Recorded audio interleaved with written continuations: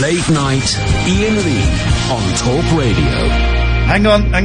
My mouse. What happened is, I dropped my computer at the weekend. Oh. I did. I was on the phone to you, actually, Catherine, when it happened. Well, so it's my fault, is it? Well, technically it is. Yes. No, technically it isn't. Technically it is. Anyway, so I think I've buggered it, but welcome to a brand new week. And let's celebrate the fact that lockdown is over. Unless you're a pussy and a coward who lives in Scotland, Wales, or NI. A mouse lived in a windmill in old Amsterdam. A windmill with a mouse in, and he wasn't grousing. He sang every morning, how lucky I am, living in a windmill in old Amsterdam. I saw a mouse there on the stair, right there. A little mouse with clogs on, well I declare, going clip, clippity-clop on the stair. Oh yeah, this mouse he got lonesome, he took him a wife. A windmill with mice in, it's hardly surprising. She sang every morning, how lucky I am, living in a windmill in old Amsterdam. I saw a mouse there on the stair, right there. A little mouse with clogs on, well I declare, going clip, clippity-clop on the stair. Oh yeah.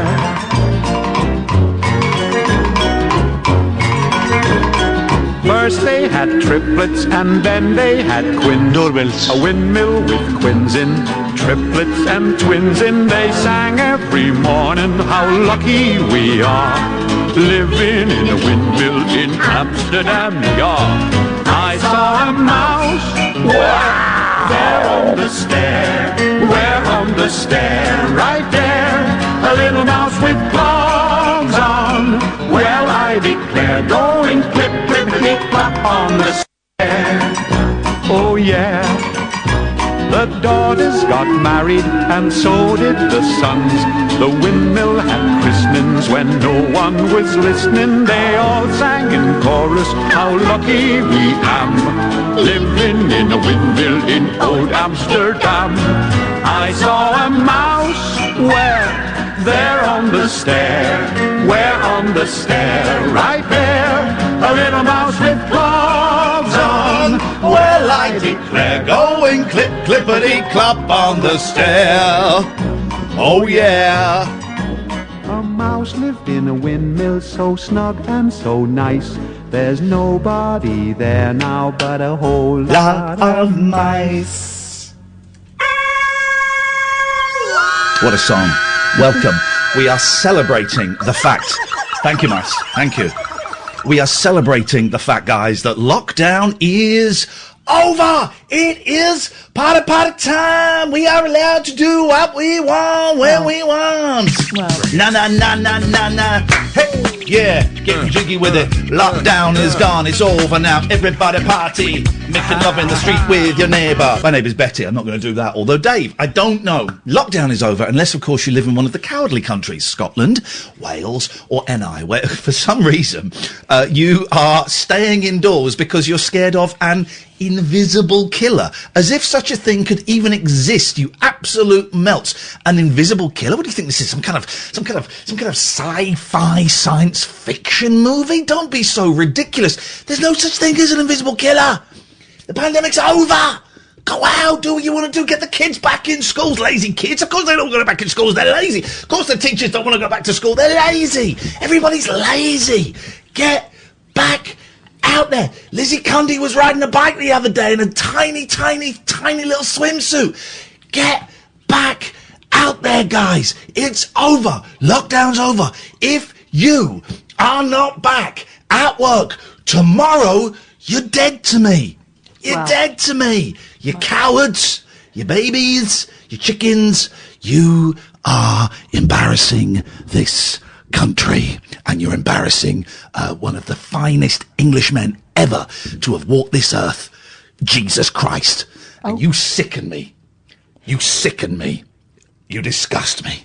So remind me again while we're not in the studio. Well, we can't go to the studio because that's a really dumb question, Catherine. We can't go to the studio because there are new studios at Talk Radio. This is a true story. Mike Graham, and they haven't been set up properly. He's using it today. Who was using it today? Mike Graham. Okay. I don't believe that. Fake news. Oh. Ah! You see? Yeah, that's right. I can throw it back at you, you lefty. Fake news. It's fake news. It's fake news. It's fake news. What? The question, more importantly, Catherine, is why aren't you back in the studio? Because as far as I'm concerned, lockdown ain't over. Exactly. And that's my point. That's my point. It seems like it was the opposite of your point. No, you're proving my point. You're proving my point. For you, lockdown isn't over, right? Right? Yeah. Well, that's because you're a lazy coward. Oh. You're an LC. You're an LC. I'm calling you an LC Tanner. Oh, ignore that buzz. There we go.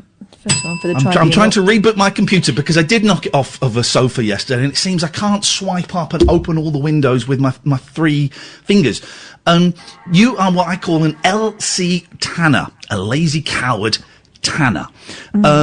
So that's why you're not back there. It sickens me, Catherine. It sickens me. We see brave leadership. We see really brave... And if you hear my voice straining, it's because I've been pumping off today, and so I'm just showing my muscles on the YouTube channel. We have seen such brave leadership from our politicians, our prime ministers, and I'm so buff. Oh, look at me. I'm like, that karate man. Careful, you're going to have a prolapse. I've got a headache. We have seen such brave leadership, and it's down to the little people. And when I say you as a little person, I'm not in any way being rude about your site. Fixed it. What, like leprechauns? What? The little people. No, the NIs are staying indoors. Get this. The NIs are staying indoors. Yeah. I just don't get anything that's going on anymore. I hate lazy people. I hate cowards. Get back. Get back to where you once belong, the workplace, the school classroom. Let me list some workplaces. Let me list. Please, Catherine, please. Okay. Can I list some workplaces as an Englishman? All right. But then when you've finished, can you go into the workplace first and then I'll check it's okay and then I might come? Can I list some workplaces as an Englishman, please? Would that be... I don't know whether you can say anything anymore. Am I allowed to do that in this country? Am I allowed to do that now? Could you say something? Because I've got to check that your levels aren't too low. Someone's complaining your levels too. That's not a word, you bell. Freedom of speech. Okay. I am going to list... I'm not even going to... Okay, get back to your classrooms. Get back to your street... cleaning the street. Get back to your window cleaning. Get back... I heard a great English ice cream van earlier on, playing the Popeye theme. So it is back. It is on. Get out there, work on money, buy stuff. Jeez. Catherine, when was the last time, and I want an honest answer, right? Yeah. When was the last time you bought something you didn't need? Last night, about 11ish, I had a glass of wine. I decided to go on ASOS. I went nuts. Yeah, okay, go on, tell me. Talk to me. Bought a couple of frocks in it. Yep. I do need them, though, because if I don't wear frocks, people will notice. No. So, actually, necessity. Okie dokie, doggy daddy. So, I want to know when you bought stuff you didn't need. I'm buying stuff I don't need all the freaking time. All the freaking. I'm saying freaking. I'm not saying freaking. I'm saying freaking, which is completely different. Yeah. I am buying stuff all the freaking time, right? Because I want this. I can't afford it. I am overdrawn. I had to apply last night. I had to apply for 3 credit cards, right? And one of those, I had to go to one of those companies where they smash money into your bank account, an extortionate, obscene rate of interest. I can't afford it, but I'm doing it for my Queen. I'm doing it for my Boris. I'm doing it for my BJ. I want my BJ. I want my BJ. And so I will pay and I will pay and I will pay for my BJ. And I'm doing it for everybody. I'm doing it as a tribute to everybody in this once. What, like for the mums? Nation. Yep, doing it for the mums. Yep. For the dads? Doing it for the dads, yeah. I'm doing this children. For the uncles. Not the uncles so much. Uncles creep me out. Uncles creep me out. Aunties. Grands. Just go back to the aunties for a little bit. Let's raise the aunties. The aunties. Yes, man. So that's what I'm doing, Catherine. And if my listeners can't be bothered to get off their asses and order some crap online that they don't need and they may never use, the rubbish tips are open now. The rubbish tips are open Which now. is a surefire sign that we should be buying more crap. Yeah. Thank you, Catherine, at last. And finally, the penny. I would drop a penny, but I've spent it all. The penny has dropped. Lockdown is over. Go out and buy. Otherwise, you're not going to get your BJ. 0344 499 1000. This is Talk Radio. Late night, Iain Lee on Talk Radio. 0344 499 1000 is the telephone number. If you want to give us a call, you'd be very welcome. Let's go to Martin. Good evening, Martin. Hello? Yes? Hello, could you hear me? No? I just wanted to say, I used to live in Australia, and Where? I lived in Perth. Bit of a shithole, but, you know. Watch your language, watch your language. Only I'm allowed to say that word here. Oh, sorry. No, please say it if you want to. I'm not upset with. Stick a pencil out there. Yes? Pardon? Get to the point. Oh, yeah, no. So close to using one of my new hotkeys. I'm so close. No, not yet. They've been reopening everything, and I feel like we're at a complete loss not opening everything. I mean, I can't even go to Tesco anymore because I've not got gas. No, because I've not got a gas mask. Who's been wearing gas masks? That's what they said on Sunday. They said you have to go with a gas mask or wear a mask or something. I didn't know that. I didn't know you had to wear gas masks. This is outrageous. Yeah, exactly. And like in Australia, they're opening schools. You know, I'm not allowed. You know, ironically, they're closing down. Ironically, they're closing down gas mask factories in Australia. Absolute insanity. Yeah, well, I'm not that up to date to know. Great opening call, Martin. Really appreciate it. Thank you. 0344 499 1000. Let's go to Alan. This is what we want: facts. We want facts. And the new fact is, and this is true because we just had a caller. You have to wear a gas mask to go to Tesco. Hello. Say hello, Alan. I want to confess something, Ian. I think I've committed a crime or a couple of crimes, and I'm struggling sleeping. Okay, Alan. You've come to the right place. Yes. Please continuez-vous, s'il vous plaît, madame. Well, you know the queues in Tesco and Sainsbury's and. Did you wear a gas mask? No, but you know the security guard. I lied to him to jump the queue, and all the people. Did you do the lie? I've heard it works. If you go up to the security guard and say, "I'm just going to go and buy some fags," genuinely, someone told me this. No, they'll let you in. No, you got to say to go to the chemist, even though you're not going to the chemist. Oh. But only go to the ones with the chemist, and they'll let you in. And I don't know. I don't see a problem with that. I don't see a problem. I don't have a problem with that. It's great English.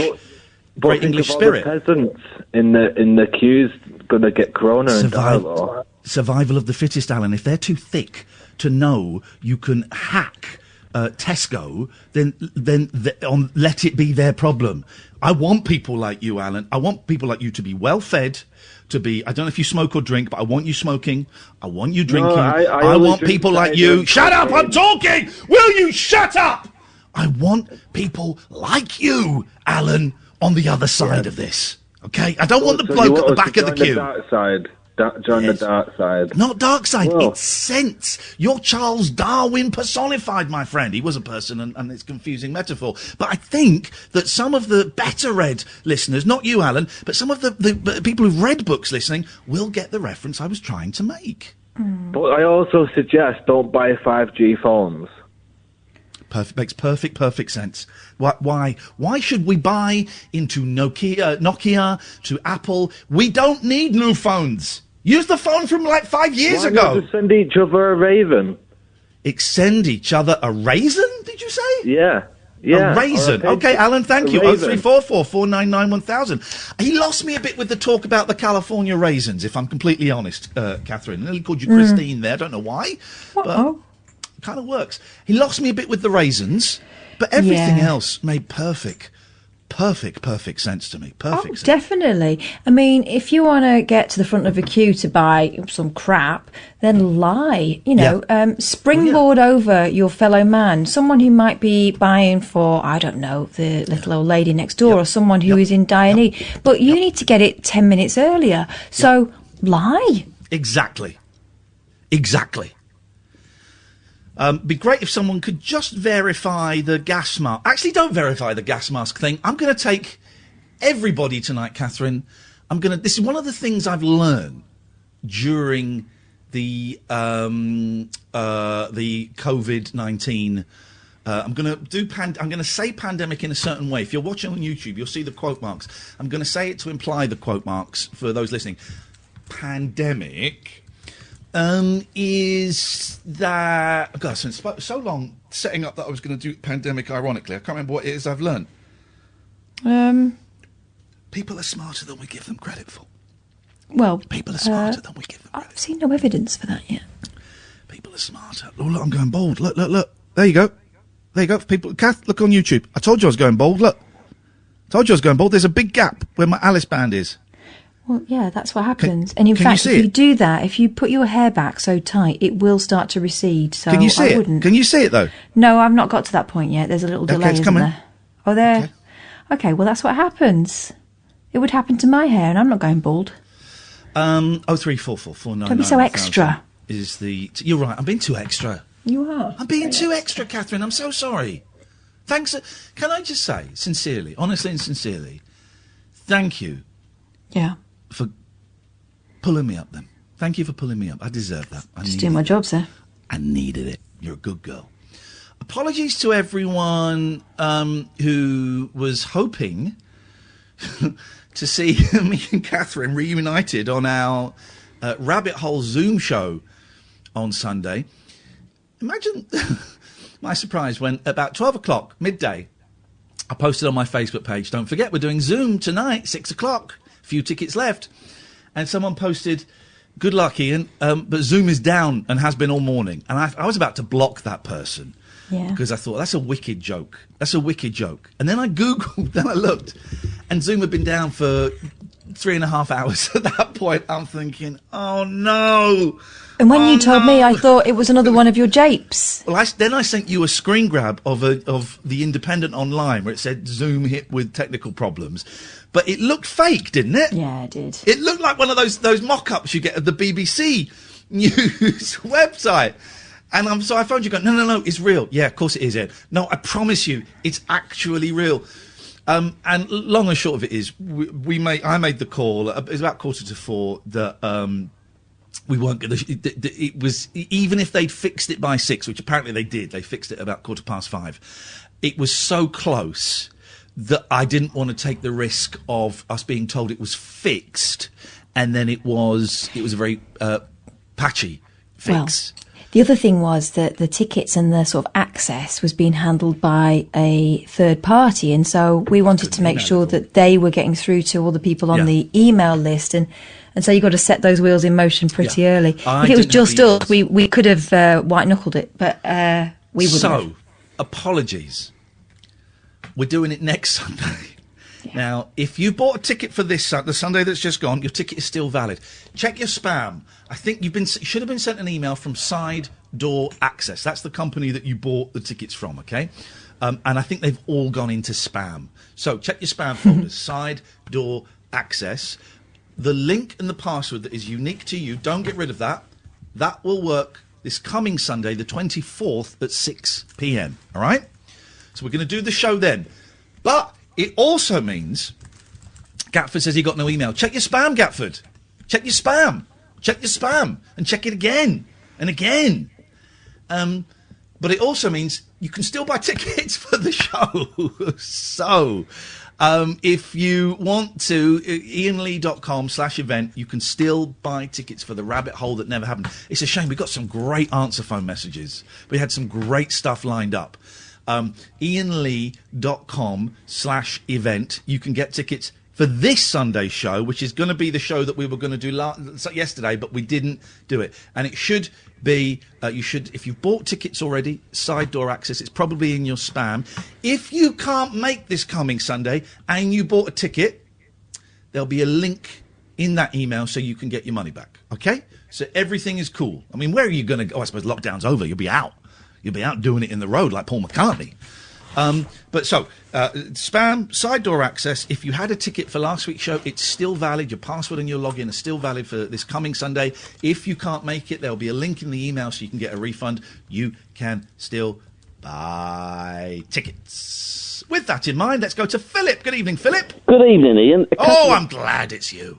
Oh, a couple of things, Ian.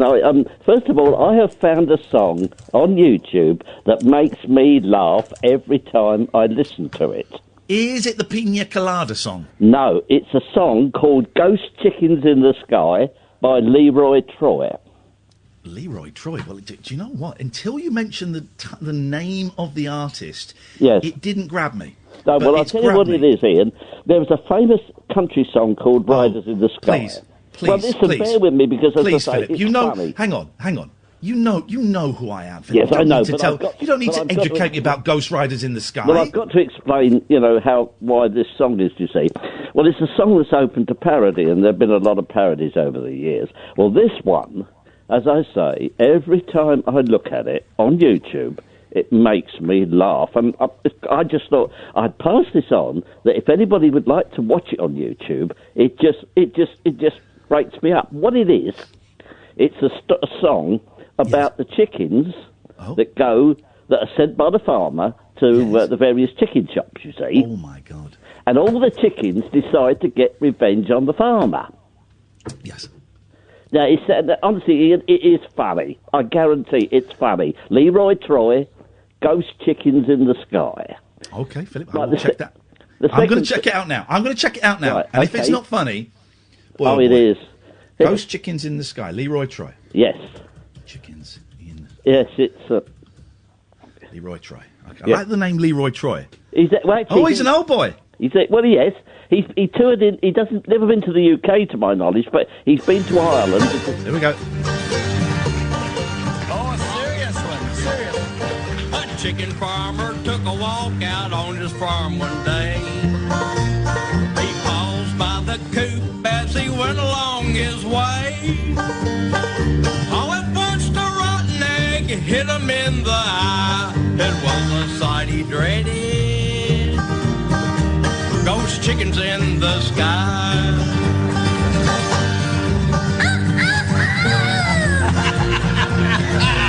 Okay, Philip, I must have found the wrong song. What, you didn't like it?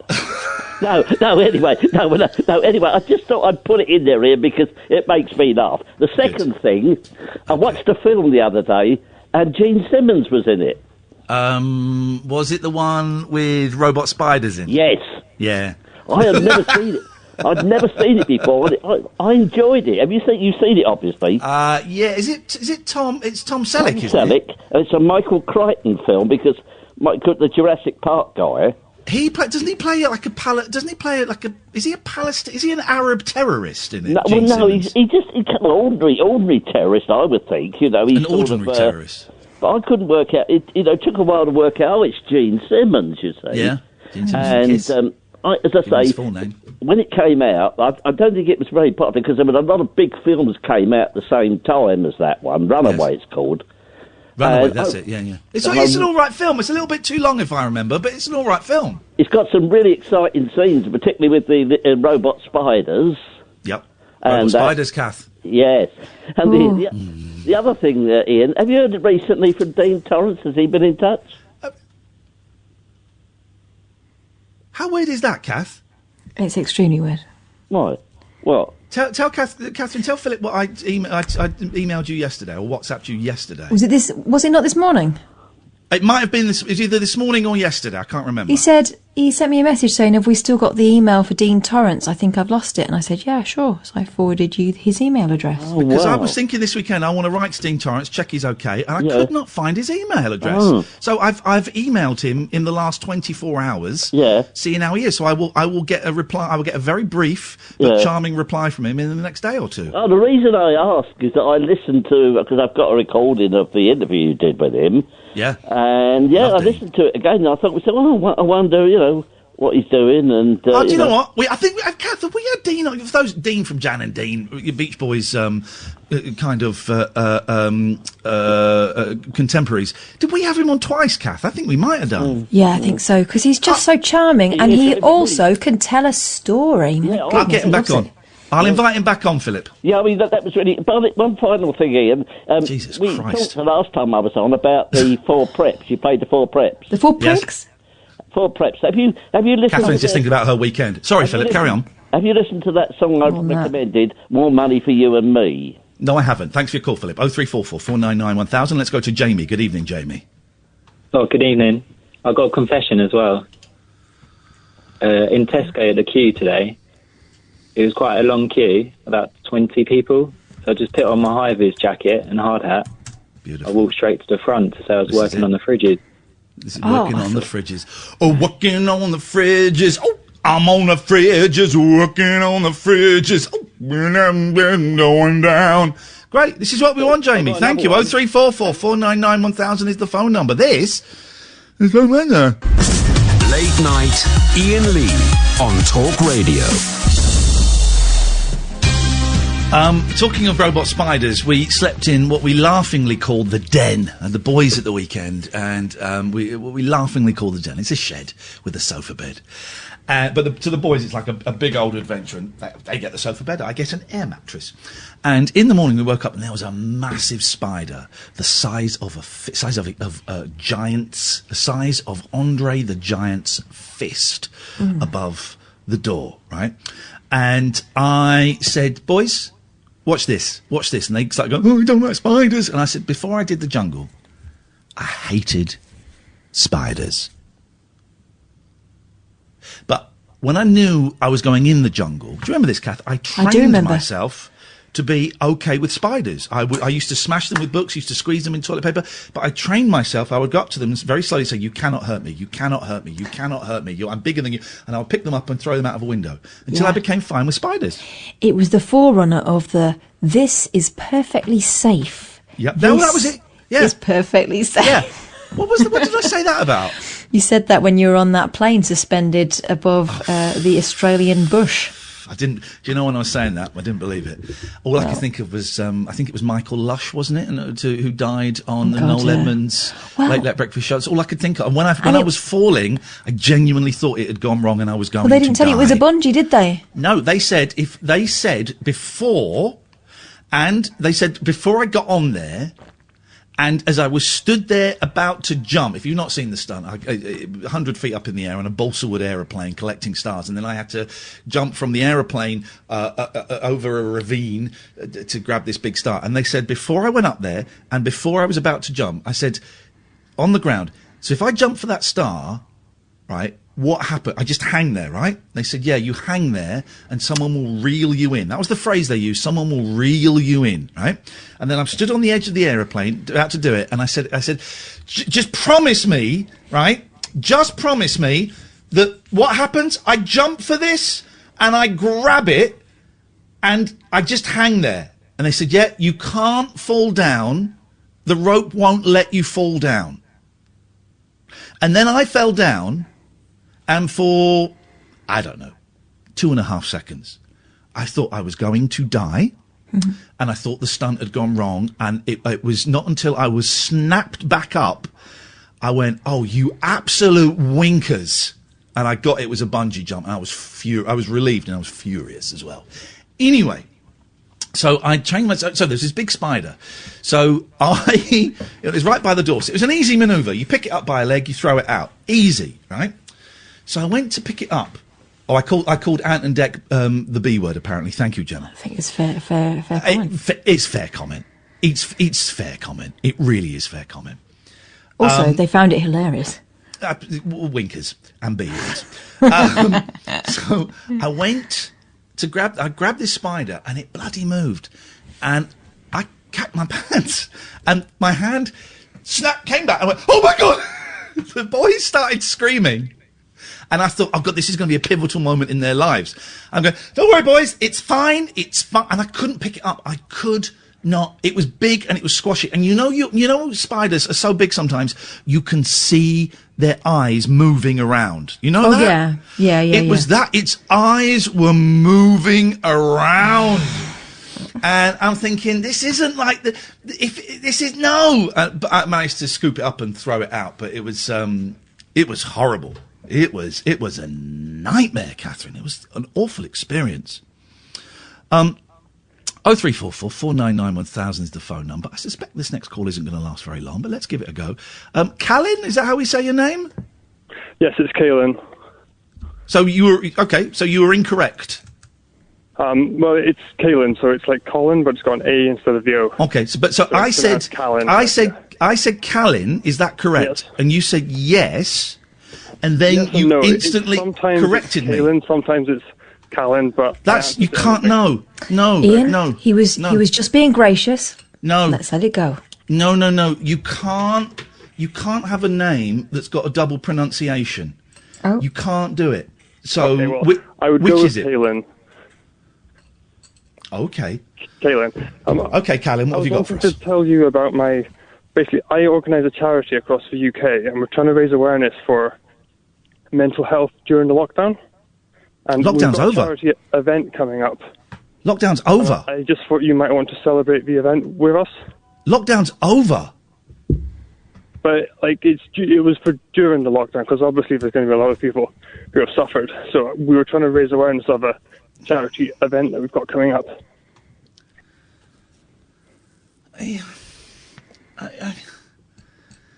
So in well, hang on. I haven't said yes. I haven't said yes.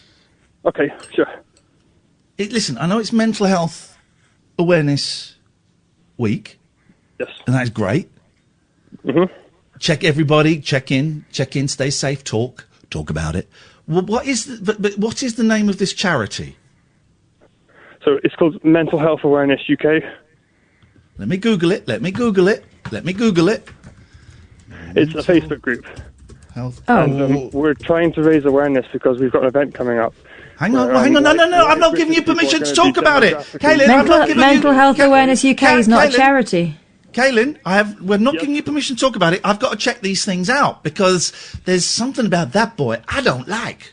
So what's the Facebook page? The Facebook page is called White British Minority. There we go. Thank you. 0344 499 1000. What a boring caller. Bye-bye. I knew it.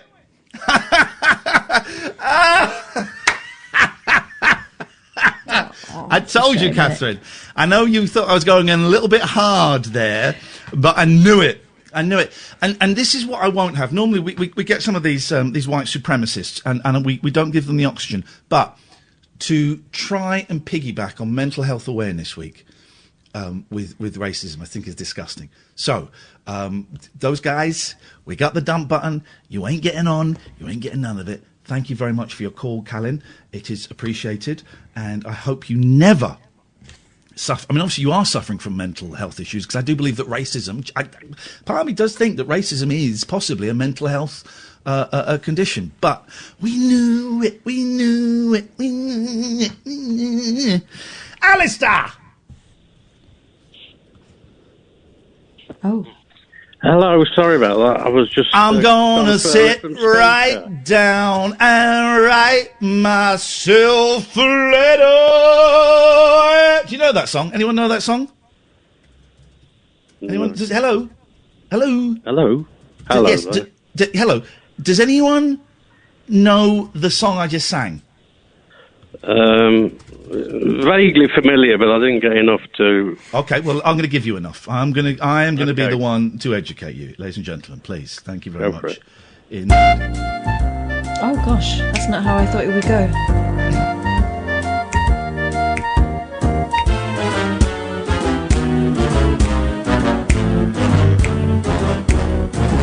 I'm gonna sit right down and write myself a letter and make believe it came from you. I'm gonna write words so sweet, they're gonna knock me off of my feet. I'm gonna sit right down and write my dreams come true. I'm gonna sit right down and write myself a letter and make believe it came from you. I'm gonna write words so sweet, they're gonna knock me off my feet. I'll make believe it came from you. I'm gonna sit right down and write myself a letter, yeah, and make believe it came from you. I'm gonna write words so sweet, they're gonna knock me off my feet. I'm gonna sit right down and write myself a letter. I'm gonna sit right down and write myself a letter, yeah. I'm gonna make believe it came from you. I'm gonna write words so tough, gonna use the letter to knock one off. I'm gonna sit right down and write myself a letter, yeah. I'm gonna write a bloody letter. I'm gonna sit right down and write myself a little letter of love. Yes! No, I don't know it. You don't know it? Okay. No. What did you call in for, Alistair? Well, do you want me to write you a letter then? No, I'm going to do it myself. It's fine. What did you call in for?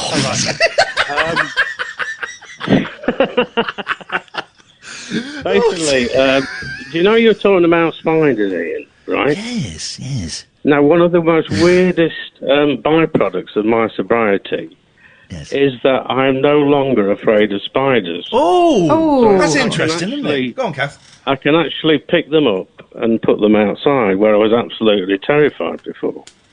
So what you're saying is there's a connection with hefty amounts of booze and arachnophobia. But I've always kind of been wary of them. But maybe, yeah, it made it worse, definitely. Yeah. Okay. I'm going to have to do some research. I'm going to have to do some drinking. Thank you, Alistair. 0344 499 1000. This is the Late Night Alternative. Weeknights from 10 with Catherine Boyle and me, Iain Lee, on Talk Radio. Late Night, Iain Lee on Talk Radio. 0344 499 1000. Let's go to Emma. Good evening, Emma. Hello.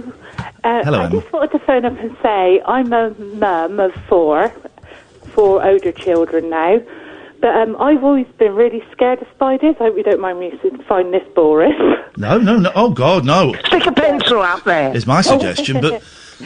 So how do you cope with spiders and kids, then? Because what do you do? What's the deal?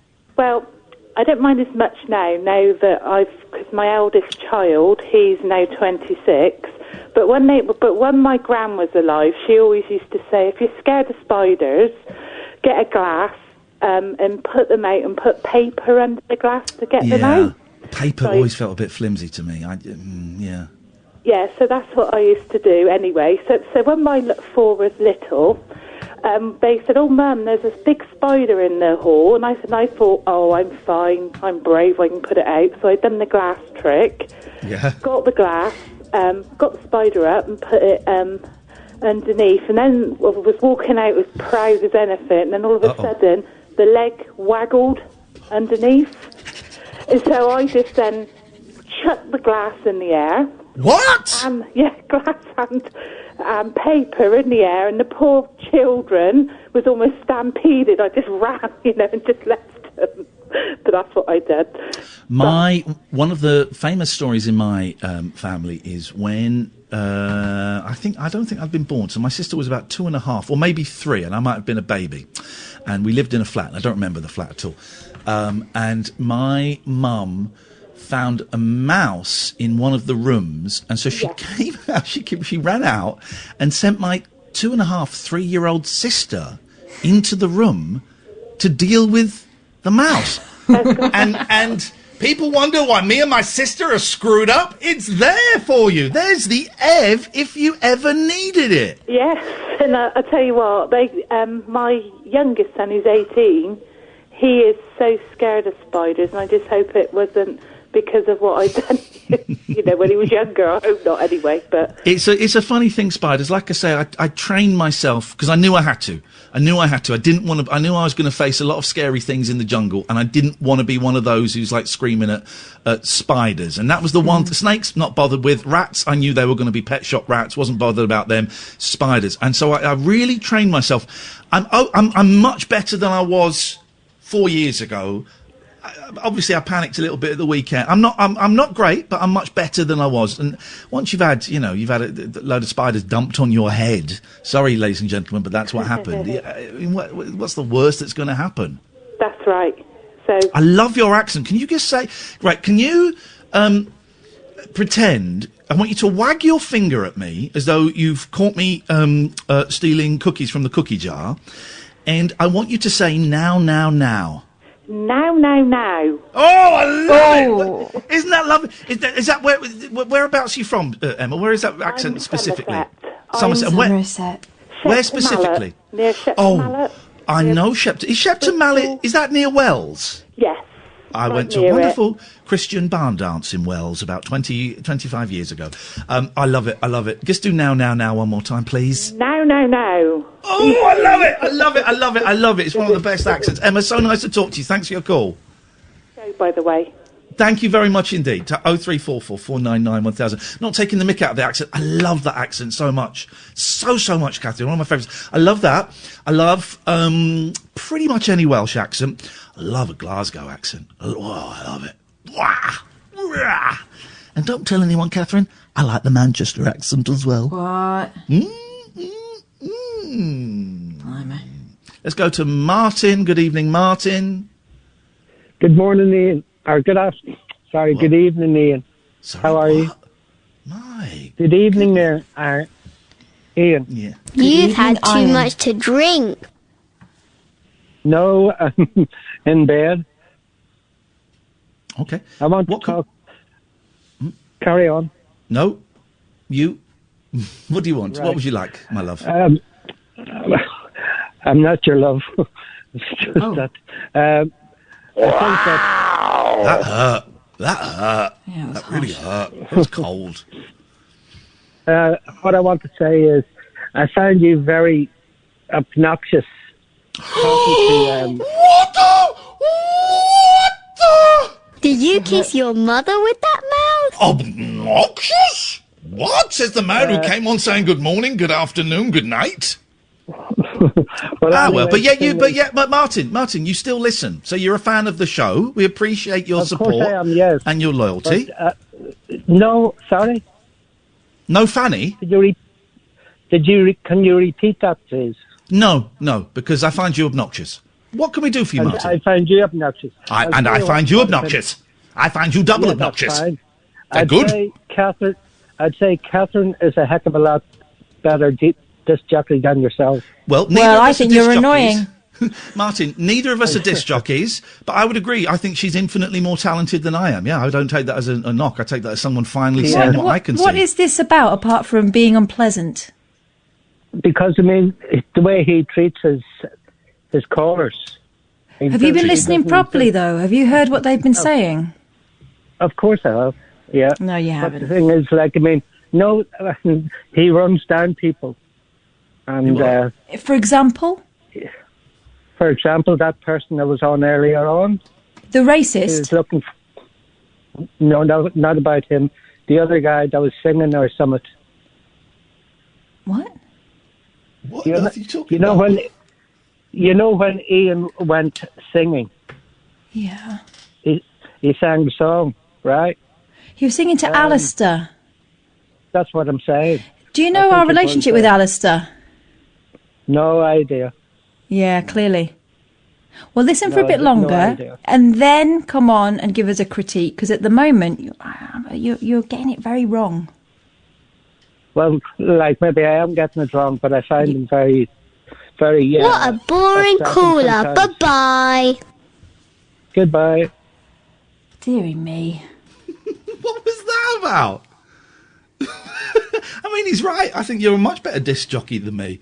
I'm a better Disc phoning jockey? host. No, but you know what? I don't believe he thinks that. I think he was doing that to get at you, and so I'm not taking that compliment. I don't take a compliment when it is a dig at my friend.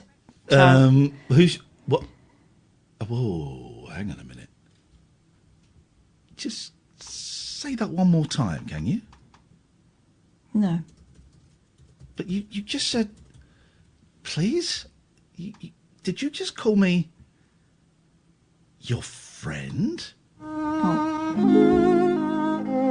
Catherine, I never knew you considered me an actual friend. I mean, that's... Do you think I'd put up with this crap from anyone else? That just turns everything on its head. Just give me some time to think about this. Hang on.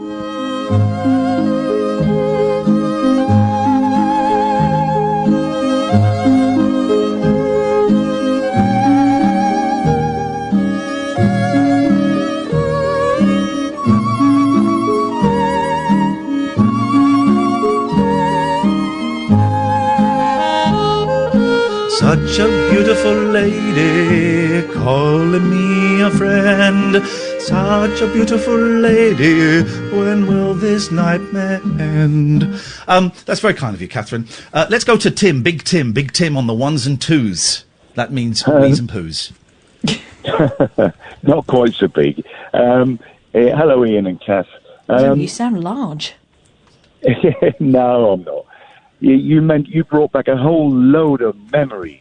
When you mentioned Mike Lush. Yes. When you mentioned Mike Lush, he used to be a friend of mine. Mike Lush. When did we mention Mike Lush? Oh, a little while ago. Who's When you Mike talked Lush? Oh, you know. I honestly don't know. Who's Mike Lush? We didn't mention Mike Lush. Yes, you did. About half an hour ago, you were talking about jumping out of a... You know when you... God, I'm so sorry. Michael Lush. Oh, my God, I'm so sorry. Yes, I've never heard to him referred as Mike Lush. I'm so sorry. Well, Go on. And I hope you don't think I was in any way making light of that horrible incident that haunted me as a kid. I made that connection when I jumped on I'm a Celebrity, because things go wrong. Forget about that. Don't worry about the terrible tragedies. But I can tell you, I was a manager of a factory in Southampton where he worked. Yeah. And he was a friend of mine. And he was the loveliest, kindest, sweetest chap you could ever know. He'd give you he didn't have a lot, but he would give you anything. And he was just... I could tell you so many funny stories. Tell us a story about Michael Lush, because I've never heard anyone... talk about the man, just the horrific tragedy. I've never heard anyone talk about it. You know what his nickname was? Oh God, go on. Animal. Oh God, why? Did he play the drums? He was just wild. He was just a fun guy. He'd do anything for thrills. He'd do anything for a laugh. He used to be a very, very proficient motocross rider. And he used to bring his bike into work, and he'd say, "Tim, can I get my bike in and give it a wash?" This would be on the Monday night, and I'd say, "Yeah, go on then, bring it in the bottom doors, open the roller doors and bring it in," because he'd been racing on the Sunday on his motocross bike, and it was full of mud, and he'd bring it in and hose it down, and we used to have some real laughs sometimes. I mean, I was supposed to be the sensible boss, but I was just as daft as he was, I suppose. And he used to get a lift into work every night, about 7 or 8 o'clock at night, I think we started. And there was a side door in the factory, and I was standing at the coffee machine, and he'd get a lift in on the back of another lad's motorbike. And they pulled up. He was always late. He was always getting in 5 minutes late. And I'm standing there at the coffee machine. I thought, they arrived on this motorbike, and it was on fire. I mean, I'm not kidding you. It was on fire. It had got a plastic oil tank underneath the seat. It was a 2-stroke, a Kawasaki H2, I think. You're starting to speak a foreign language, but go on, yes. Yeah, anyway, they pulled up outside, and I looked out this little side door, and I thought, that bike's on fire. Because Animal Mike Lush was on the back, and Derek. Did they not know it was on fire? No, because they were riding along in the breeze, and the breeze from the flames was blowing it out the back, you see, so they couldn't feel it. But when they stopped and parked, the flames went up their bums, and Mike Lush suddenly jumped off this bike and said, I'm on fire, and he was patting his bum and his jeans. It was funny. I mean, it was... There will be the horrible incident where Mike lost his life. That must be about, I'm guessing it, that must have been nearly 40 years ago now. Oh, it was a long time. It was about time 81, ago. 82 or something, wasn't it? Yeah, probably. But I'll tell you something strange. Go on. There was a chap that I worked with, Malcolm, and he worked at the same time as us, and he said. Mike always used to say, I'm going to be famous one day. Yeah, you see, I'll be famous. Oh, God. He thought he was going to be a world champion motocross winner, you know, and that was his ambition at the time. Well, then he left the factory, and me and the other lads were still working there, and one night they came in and they said, hey, guess what Animal's doing? And I said, what? He said, he's going on that Noel Edmonds thing. Oh, no, I said, what Noel Edmonds thing? He said, Saturday night. I said, no, I never watch it. What the hell's this then? And he told me what he was going to do, and they said you got to watch it next week because he's on next week. He's doing something with a crane. And I said, yeah, all right, I'll watch it. Well, me and the missus were sitting at home, and I think we went out for a meal or something. So I missed the show, thankfully. And then the next week at work, they said he's dead. And I said, what do you mean he's dead? He can't be dead. Animal can't be dead. Yeah. I said, what do you mean dead? He said, well, haven't you seen the newspapers? That thing, they put the cable on apparently, and they were supposed to attach it to him, but they didn't give him time enough in this box to attach the cable. He was escaping from like a huge box that was held up by a crane, wasn't he? Yeah, it was dangling underneath this crane, I don't know, a couple of 100 feet up or something. And he was supposed to get into the box. They'd rehearsed it and practiced it and everything went fine. And then he was supposed to get in on the day, hook himself up to this thing, or somebody was supposed to hook him up, and they didn't hook him up, or he didn't hook himself up, and they released the damn thing, and he fell out the bottom. Just fell out the bottom. Oh, mate. And his girlfriend, Mandy, I mean, that's, I don't know, beautiful girl. Whatever she did after that, I don't know. Tim, we have to go because I'm so late for the news, but I'm happy to be a little bit late. The Michael Lush tragedy. I can tell you so many funny stories. You got to call back in again. It was huge, and I remember it must have been about 82, 83. I was 9 or 10, and it had such a big impact on me because up until then, TV was always safe. Everything was always nothing could go wrong on TV, and that was a real wake up call for everybody in the industry as well. That actually, this is why we have health and safety. We are fallible. We are fallible, and he's stuck in my mind. Tim, that's the first time I've ever heard anyone talk about him that wasn't from the BBC. I really appreciate your call, mate, and I look forward to speaking to you again. There's so many stories I keep remembering, you know. Since I've been driving, I've been thinking, oh, yeah, and then remember when we did this, and remember when we... Yeah. Oh, dear. Well, I hope that me mentioning his name, I hope it didn't upset you, and I hope it has... you can get some warmth from those memories. Tim, I have to go, mate. Thank you so much for that call. I really appreciate that. Gosh, Catherine, you never know who's listening. That's a name. That was just a name. And Tim has put some flesh on those bones. That's incredible, isn't it?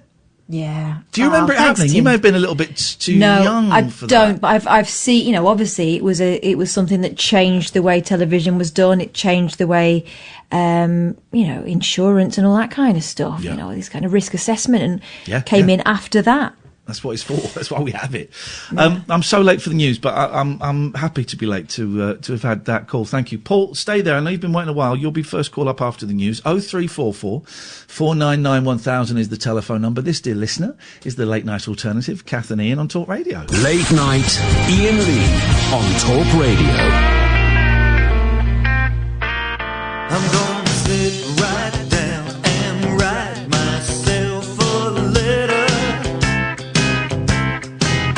and make believe it came from you. I'm gonna write words oh so sweet, they're gonna knock me off my feet. A lot of kisses on the bottom. Be glad I got 'em. I'm gonna smile and say, I hope you're feeling better. And close with love the way you do. I'm gonna sit right down and write myself a letter.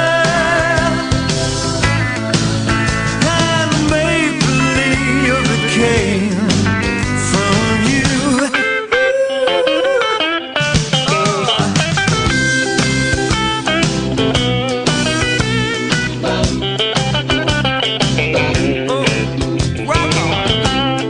Do you kiss your mother with that mouth?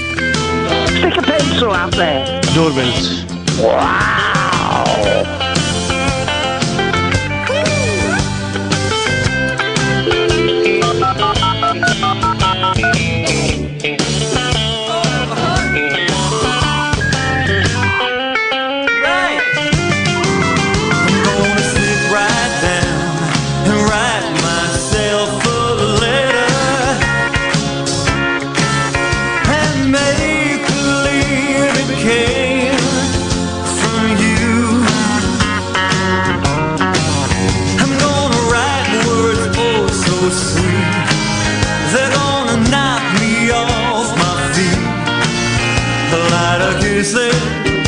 On the bottom, ooh, I'll be glad I got her. I'm gonna smile and say, I hope you're feeling better. And close with love the way you do. I'm gonna sit right down and write myself a letter.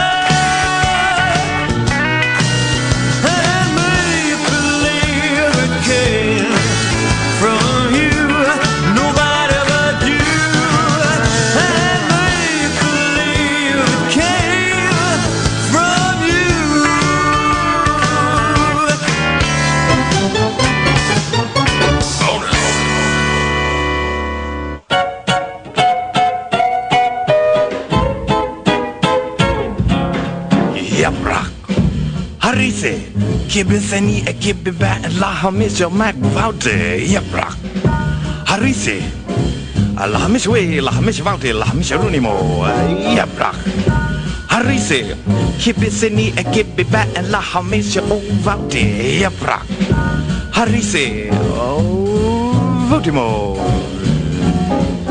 Kibiseni kibisi vaute kibisi vaute Chicka don't guy Allahu Makbunimo Masare Ba Urune Yavra Harise Kibiseni a Kibiba and La Hamisha Makvate Yavra Harise Allah Misvuti, La Hamisharini, La Hamishavuti, La Hamina Unimo.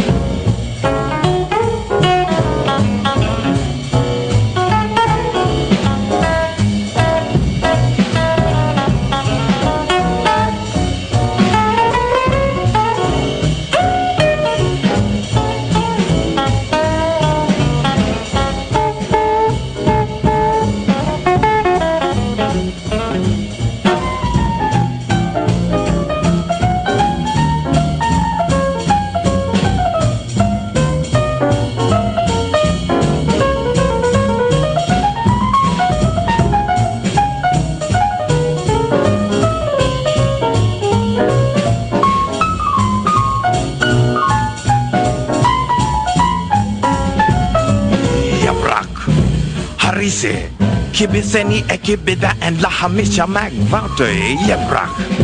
Harise, Lahamisha chili and tomato sauce, or Vaute. Harise, Kibiseni Ekibida and Lahamisha Mag Booty, Yabrak. Harise, Lahom Mag Botimo. Kibisini, Kibisi Vaute, Kibisi Ruti, Kibisi Lamaruni, O Vuti, Laho Votimo, Super Votimoka, a little spice o Mag Vosi, Yaprak, Harise, Kibisini, Akibiva, and Lahamisha Mag Vuti, Yaprak, Harise. Sorry, I was miles away. Enjoying that a lot. The weekly playlist that Spotify sent me isn't the best this week, but there are a couple of gems in there, and I just thought we'd enjoy those. 0344 499 1000 is the phone number. Late night alternative. Let's go to Rhythmic Paul in Glasgow. Good evening, Rhythmic Paul. Good evening, Madame, Monsieur. Welcome. Sorry to keep you waiting for so long, but I hope you've used that time productively to learn something about yourself. I enjoyed that last song. That was cool. It's good, isn't it? Sam Gaillard and his orchestra. I thought you'd like that because it's syncopated. Yeah, very nice. We should be doing this afterwards. Yeah, not too bad. The reason I called, the primary reason I called, I was watching your Twitch stream this morning, and that bit where you played the footage from BBC Three Counties, I had this bizarre... Oh, Paul, I've got to stop you. Ooh. This is really awkward. Please. It was from the radio, so it's audio, it's not footage. You've really embarrassed yourself there, mate. It was from the radio. It was audio. The audio. I don't even know what you were thinking when you said the F word. Kath, does that make any sense to you? I like Paul, so I was trying to overlook it, but... I liked Paul. I'm judging him very hard right now. Do we let him continue after what is, let's be honest, an awful faux pas? Let me have a think. One more. Go on then. Continuez-vous, s'il vous plaît. Continuez-vous. You've brought up a lot of good karma over the last 12 months. That's the only reason we're letting you carry on. Okay then, thank you so much. You're welcome. What a load of rubbish. Getting paid for this, Paul. 2 out of 3 of the people involved in this conversation are getting big bucks for this. Nice. It would be.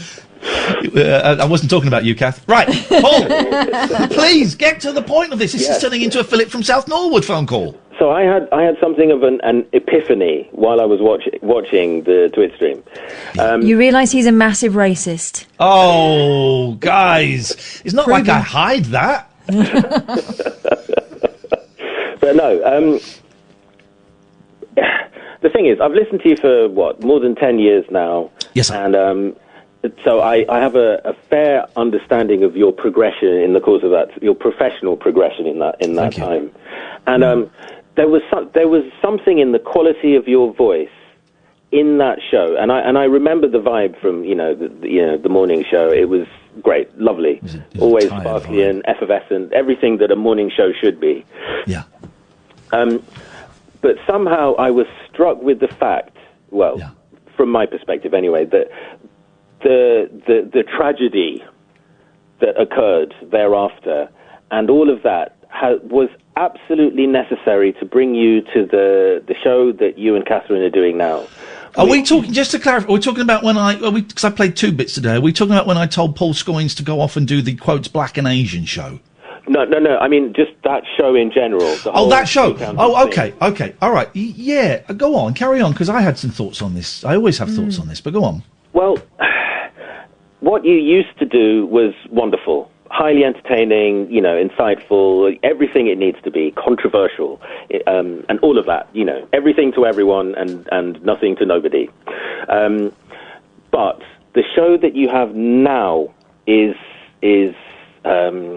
precious, I think is special, precious, invaluable in a truly unique way. And I don't think that the show that as it exists now with you and Catherine and everything that's going on, I do not think it would exist in the same way if you hadn't gone through that horrible, horrible experience post BBC. And I was struck by that very strongly because I don't know if you've noticed it, but the quality of your voice has changed. Oh. I blanch when I listen to clips from the LBC. That sounds like a kid. Yeah. I haven't. Today was the first time I'd listened to a bit of Three Counties since leaving, so over 4 years. So I don't know. I couldn't comment on I will take what you say about the quality of my voice, and I couldn't comment on that. Ironically. But I agree it had to happen. It felt to me like a casting into the wilderness. When I left Absolute, people may get bored of this, but who cares? When I left, because I went from LBC to Absolute, so from a national station, well, LBC was London actually, it wasn't national, but from a big station to a big national station. And then when I got I was told my contract wasn't being renewed at Absolute. And I wasn't allowed back on it. That's kind of getting the boot. I couldn't get a gig anywhere. And I tried. I even went to Heart. I had a meeting at Heart. Imagine. And, I remember the guy that I was meeting from Heart was late. And he turned up and said, "I'm so sorry I'm late, Ian. I've just had a really productive meeting with the majority of the presenters. I've told them they've got to get their links down from 27 seconds to 22 seconds. Anyway, what would you like to talk about?" I'm thinking, oh man, I had a meeting at Talk Radio. Talk Sport, because I wanted the overnight gig at Talk Sport, which Matt Ford was doing. But in the meeting, Moz D said, "Yeah, we're going to get rid of that and we're going to talk about sport. Do you think you could do a show about sport?" And I went, "Yeah." And Three Counties was the last roll of the dice, and it did feel like a casting out. It did feel like a huge step down, but. Tell him about the weird thing that happened as you left your interview with Three Counties. I had a secret meeting there, right? I wasn't allowed to tell anyone. No one there was allowed to know I was there, right? A big star coming into a smaller station. That's simplifying it a lot, and so I had to go into the reception and I had to meet Jan in reception, and she sent me up to an abandoned office on the second floor where I was to be met by the boss. And so I had a meeting, and in the meeting it sounded like I was being offered breakfast. I was just going in there for cover shifts. It sounded like I was being offered breakfast. And as I walked downstairs, I didn't see anybody from that building apart from one person, Paul. I almost literally, in fact, I think I did literally, or a door was held open for me, or I held a door open for one person, Paul, one person. Do you know who that person was? Couldn't possibly say. Oh, Catherine Boyle. Yeah. Isn't that funny? Yeah. And we both kind of clocked each other. Listen, we were both good-looking people. There's no shame in that. But we both kind of clocked each other, and it had to happen. It had to happen because I met Kath, and Kath is now an integral part of what I do, and I'm an integral part of what she does. I got to work with a great team. It was humbling, which is a good thing. Our ego was probably running a little bit wild, so it was nice to be humbled. Yeah. But also, I learnt so many skills there. That I would not have got anywhere else, and I learned how to interview people in authority. I learned the skill of being silent. I eventually learned how to, be a bit more respectful in the office space. I learned so much that is now incorporated into this, that it had to happen. The humiliation of getting booted out the way I did had to happen. Well, you're right. All of that stuff had to happen. Part of me looks back on the LBC stuff more fondly because I didn't know the rules, but I think that's just a romantic notion in my head. There are times when I come away from this show going, we're rubbish, and times when, like tonight, when I know this is the best thing on British radio. So yes is the answer. The answer to your question is yes. Excellent. Very good. Thank you for flagging that up, though, Paul. And I know some people will find that kind of a bit indulgent, but I don't care. It is important to look at. I had a John Lennon quote I read today. I'm not too hot on John Lennon quotes. I think a lot of them are a bit cheesy, but it was something like, "It'll always work out fine in the end, and if it isn't fine, it isn't the end." Yeah. And that just. I think a lot of his quotes don't really stand up to scrutiny, but that one just. I thought, yeah, go on, I'll have that. I'll take that one. That'll be nice. Yeah. Paul, how are you doing? For those who don't know, Paul is, what do I call you? The percussionist? The timpanist? Timpanist. The timpanist in the Glasgow... Oh, no. The Scotland... Royal Scotland... Fill it up... Big time, big band. What's it called? Royal Scottish National Orchestra. Yeah. Oh, national, I see. Right, but racists. Okay.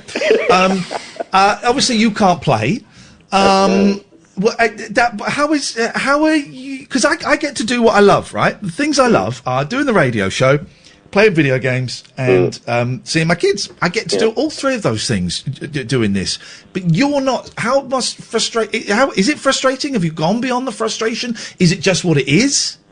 Well, my magnificent employers have allowed me a special dispensation. So I actually I went into work today to do some practice because obviously I can't have my instruments at home. Drive my wife mad. The neighbours would kill us all, and we'd be executed. So I cycle into work periodically and touch timpani, which is nice. That's great. It must have felt amazing. It was. Today was a good day. Yeah. But the interesting thing I found is that quite often I lack the motivation to actually literally get on my bike and cycle into work. I'm sleeping very early in the morning. I say early in the morning. I'm talking like 4, 5, 6, 7 in the morning. Right. And then by the time I've woken up, then to actually do anything with the day is not always easy. But today I woke up early, I felt good, I had a coffee, and, I went and I did stuff. Good. I've been filming quite a lot of digital content, because obviously that's what the orchestra can use at the moment. So I'm kind of filling my time with that. Playing a lot of Animal Crossing. I've watched a lot of Twitch, probably too much Twitch. Who are you watching on Twitch? I need some new people. Sheila, not Sheila, or is it Sheila or Sheila? Oh, okay. I've seen her name pop up in Limmy's stream. Okay. She's fabulous. Okay, I'll check her out. She's somehow so engaging. Yeah. She's got a small but growing community. She's not been streaming that long, and she's just very engaging and somehow remarkably inclusive. Do you know, I'm being asked, and if this is, right, get ready to time this person out, if this is, right, someone on the YouTube chat is saying, do you know someone called Ben Hoffnung? I do. What? I do. Okay, is he a deadly rival? Is he a nemesis? Oh, not at all, no. Ben Hoffnung, lovely guy. Is he a scumbag, Paul? Cough once for yes, twice for no. He's a colleague. So absolutely okay. No. That's a one cough. All right, okay. Oh, a one cough sounded rude. When you say one cough like that, it sounds rude. So I'm not going to say one cough anymore. I'm not saying one cough. Right, Paul. Thank you for your call. I've got to go. We'll talk about demotivation in a bit, because that's been a big thing for me during this. 0344 499 1000. This is Talk Radio. Late night, Iain Lee on Talk Radio. 0344 499 1000 is the telephone number. If you want to give us a call, you can listen to us on DAB. You can download any radio app, or you can find the Talk Radio website, or you can watch half of the show at youtube.com/Iain Lee. Smash that like button. If we get 150 thumbs up, I might do a little Twitch stream after the show, and we'll listen to a little bit of Darren together, maybe, guys. You fancy a bit of that? Maybe play a little video game while we listen to Darren. Who knows? If you fancy a little bit of that. Disappointed about the rabbit hole on Sunday, wasn't it, Kath? Yeah, because I was all geared up all the way over to yours. I was practicing the musical number we were going to do. I'm trying to learn the proper harmonies for it, because I always kind of fall apart halfway through it. Yes. Not that anyone notices, because normally you've gone way before I have. But I thought I would do it properly this time around, and so I had it pretty polished, and then, of course, there's no one to show it to. Were we going to do a song at the start of the show? I don't remember. Yeah, we were going to do a song. Okay. We were going to do Dolly and Kenny, weren't we? Okay. Here's the wonderful thing, and I don't think I've ever had this, right? But I had it on Sunday. I wasn't bothered. Oh. In as much as... No, I mean, I was disappointed. Let me rephrase that. That's not the right phrase. I wasn't fretting. about it because it was completely out of my hands. Had it been my computer that was glitching, or had it been the mixer had died, or I had done something wrong, oh God, I would have been panicking and swearing and cursing. But as soon as I realised it was out of I was powerless over this. I've never had this. As soon as I realised I was powerless, it was very easy to just hand it over and give it to a certain time, and then go, when we reached that time and it hadn't been fixed, going, all right, we'll pull it.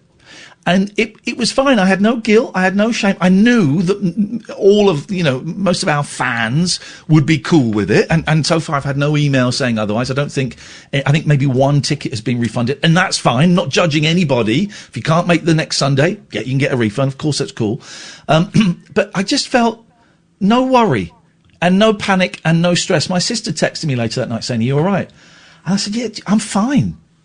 I'm absolutely fine, because it's nothing to do with me now. Zoom was down. It was down for loads of people. Couldn't do anything to fix it. There's no point to get stressed. I've never had, you know me, Catherine, I've never had that in my life. I've never had that. I'm always panicking and worrying and fretting and tossing and turning, and couldn't do anything about it. Cancelled it. It's fine. And we'll also, do it next week. at the moment, your anxiety is like a sort of little moth, and it's looking for somewhere to land. And so last week it was all over the shop, wasn't it? It was one thing after another. Yeah. And that's not to minimise what you were worried about, but it did feel like everything was a lot bigger than it actually was. And then the next day there'd be something else, because I think last week the was quite anxiety was healthy. kicking in. Yeah, absolutely. We had to go through all of that. Well, I know the conversation we had to happen. Yeah. So I don't know about the conversation you had with other people, but and I didn't disagree with what you were saying. It's just one of them things. No, but, there was that, and also the Friday, and we won't go into Friday, but Friday was interesting. And I had a great weekend with the boys, and we did stuff. And then today I've had a great day. I woke up early, so I did an 1.5-hour stream on Twitch, which was fun. Then went to an AA meeting, but I was an hour early, so I wrote the 500-word piece I had to write for Retro Gamer magazine, which I write for every month. Then I did the meeting. Then I realised it was really dark in my living room, and it was because a big tree and a big bush have grown up in the 2 years I've been here and covered the window, and I only just noticed it. So I went and chopped them down and cut back the hedge and did all of that stuff, and then I was shattered. So I went to bed for an hour, and then I got up. And then I had sausage and mash, and went and sat in the garden. I've had a very, very productive day. I've been able to cross off a few things, or wipe off a few things off my whiteboard. I did some weights. I did 10 minutes of weights before the show. Had a bath at 9 o'clock, refreshed, ready, and it's been a good day. And the key thing, and I said this to you, the key thing that I need to do, and I struggle with, is I've been fretting about the show and not enjoying the show and not enjoying various aspects of the baggage that comes with the show. And I've been making for the last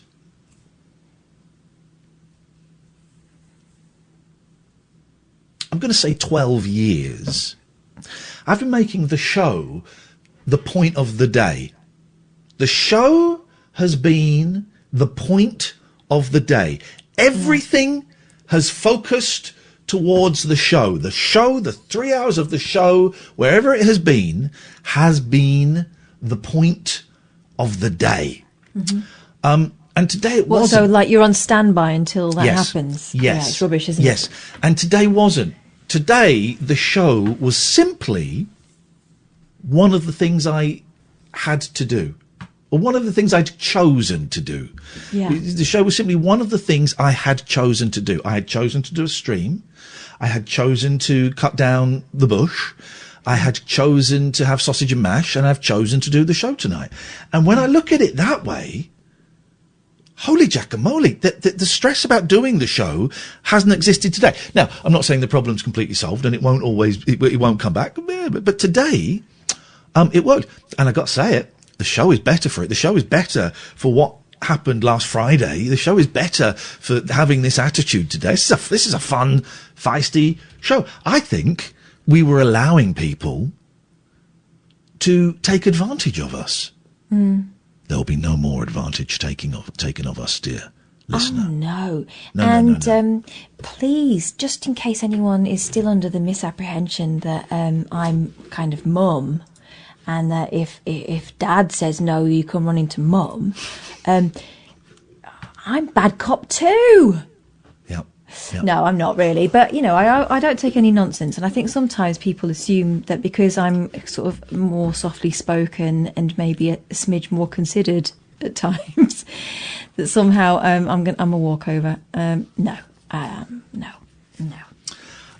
But again, and thank you. Everyone's been so kind about the show not happening on Sunday. We really appreciate it. We have the best fans, honestly. There's some arseholes out there who are fans, but the ones that plonk down the dollar and come for the extracurricular activities. You're the best. And this show on Sunday, I swear to God, man, we are going to give you this is my promise to you now. IainLee.com/event. IainLee.com/event.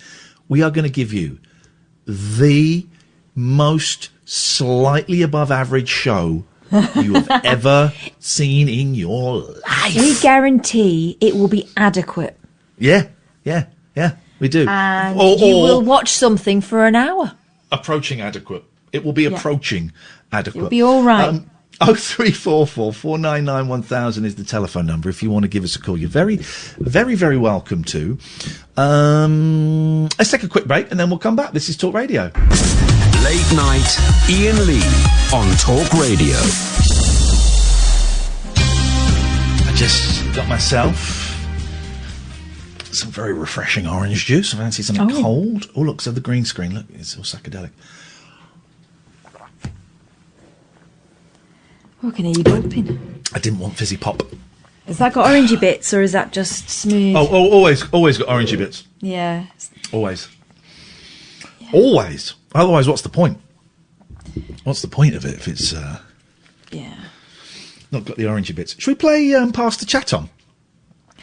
Go on then, yeah. Why I'm not? looking at an empty switchboard. It's because we've been scintillating. We've got to stop scintillating. I know we've got to stop this scintillation. Can I say something? Right. Go on. It was so nice to see you on Sunday, because Kath came round. Because she was on her way when I decided to cancel it, and it was like, sorry, come round anyway, but, come round. Don't answer any calls for the minute, Sam. We'll play Pass the Chat On, so just leave the switchboard as is. She was only about 15 minutes away from my house when we cancelled it, so she came round. We had socially distant chats in the garden. Socially distant sex in the garden, did you say? Chats. Oh my gosh, I missed that bit. You've been locked up a long time, haven't you? And it was so... It dawned on me about half an hour into you being round.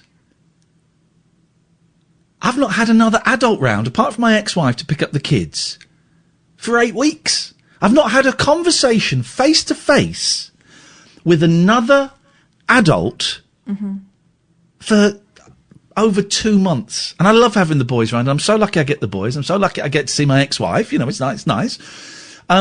But to actually be sat there with cups of coffee and to be talking, it was, oh my God, it was. Yeah. I'm getting quite emotional. It was brilliant. I mean, unfortunately it was with a dickhead, but it was, I had to Don't do yourself that. down. What? Oh, yes, baby. It was so nice. It was just lovely, just sitting and talking to an adult about nothing, because we've spoken every single day for the last 8 or 9 weeks, but it was just nice having an adult there. It was wonderful. Thank you, Catherine. I saw that. I was about to get that. Yeah, that person's been brewing for a while. I was waiting for it. So yeah, it was nice. It was really nice. And I haven't been on my own for about 7 weeks. Yeah. Like not on my own properly. Apart from being asleep or working. So it was nice. It felt weird driving the car. It felt strange having a mission. Yeah. It felt strange sitting somewhere else. Because I said to you, we were talking about how I'm always falling over. That's one of the things about me, that I am, I can fall over from a stationary position. Yeah, it's a great skill. on a not wet floor. Just fall over. And I'd said to you, gosh, I haven't fallen over for ages. And then I went, yeah, but I've not really stood up for a long time. It's always restaurants you do it in. Was it that pizza place that we used to go to near the old work? I've got to make sure I've got everyone's full attention. Honestly, the number of times I've been stood in a restaurant with Catherine, just stood there, not even walking, and she's just gone down. So quite often you'll see us in a restaurant, this is true, and I'll be holding her elbow because I don't want her to fall down. Not because I don't when we want go her to hurt down herself. steps, you'll go, it's a calf trap. It's not because I don't want her to hurt herself. I don't want to be embarrassed. So, with that... I fell over in the street. Before lockdown, I took my kids out. Where were we going? I took them to a bookshop or somewhere in Bedford.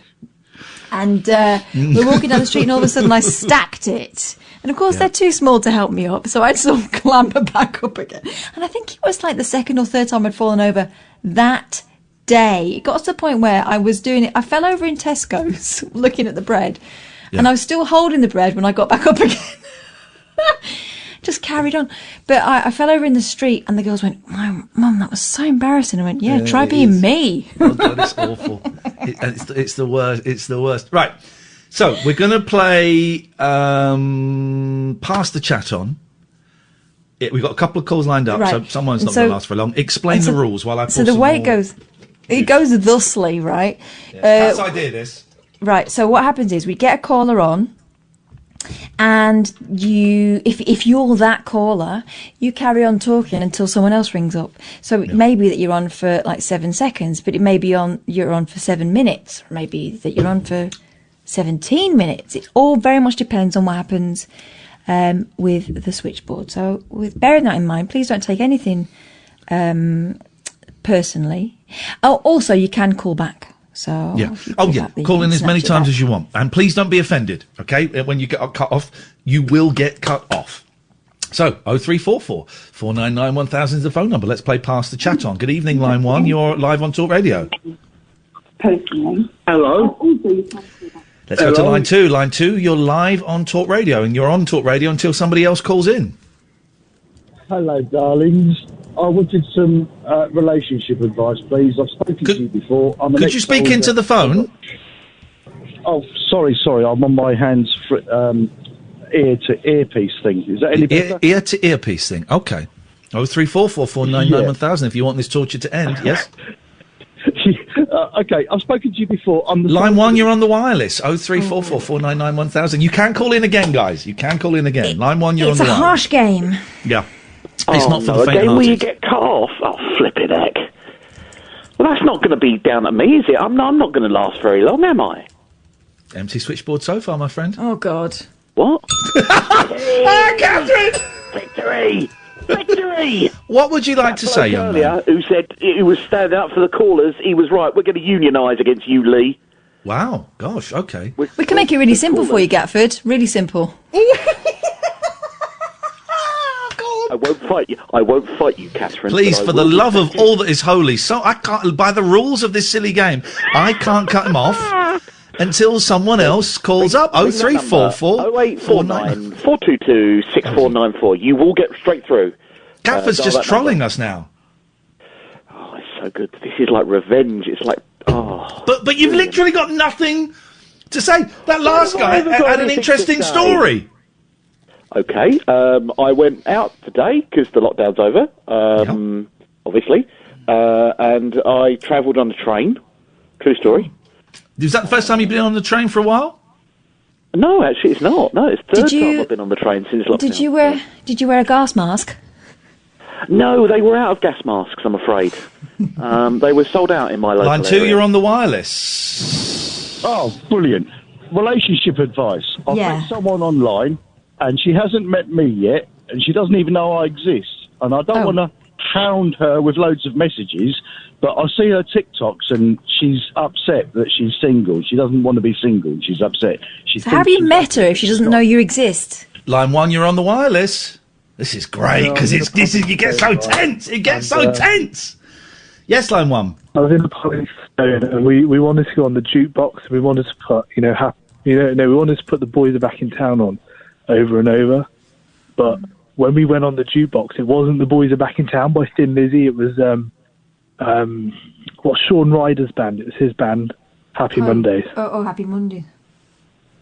And the start of this song was like, it was, I can't say Line it 2, over you're the on the radio. wireless. Thank God. Hello. Hello. Hello. Oh, I'm back on. Yeah. Catherine, relationship advice. Catherine. Help me, Yeah. quick. So you said you met her, but what you've been doing is watching her TikToks. Well, I've seen her on TikTok and I've seen her on Instagram. Right. And I know that she's upset because she said that she's upset. She writes these amazing poems that she's written herself that defines her feelings, and I know that my previous experiences are very similar to hers. Line 1, you're on the wireless. Hello, it's me, Paul. Hi there. Line 2, you're on the wireless. Who are you people? I think on that step, apologies to everyone watching on YouTube, we'll take a break. This is Talk Radio. Late night, Iain Lee on Talk Radio. Okay, we'll carry on. What's your language? We've got 14-second delay, so just watch your language. Hello, line 1, you're on the wireless. Hello. So I've got a bit of an issue, and so I was walking around. Line 2, you're on the wireless. Oh, line 2 has gone. So we have an empty switchboard at the moment. Okay, that's a shame. That's a shame.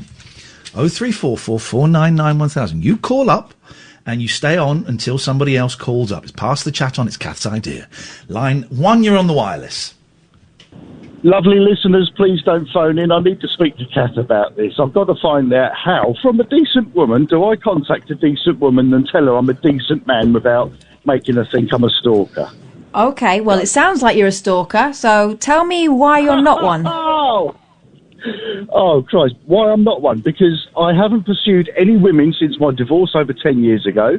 I haven't joined any dating sites. I'm not interested in a relationship. I'm just interested in meeting a soulmate, and she's sexy as hell. And if something was to happen, something could happen.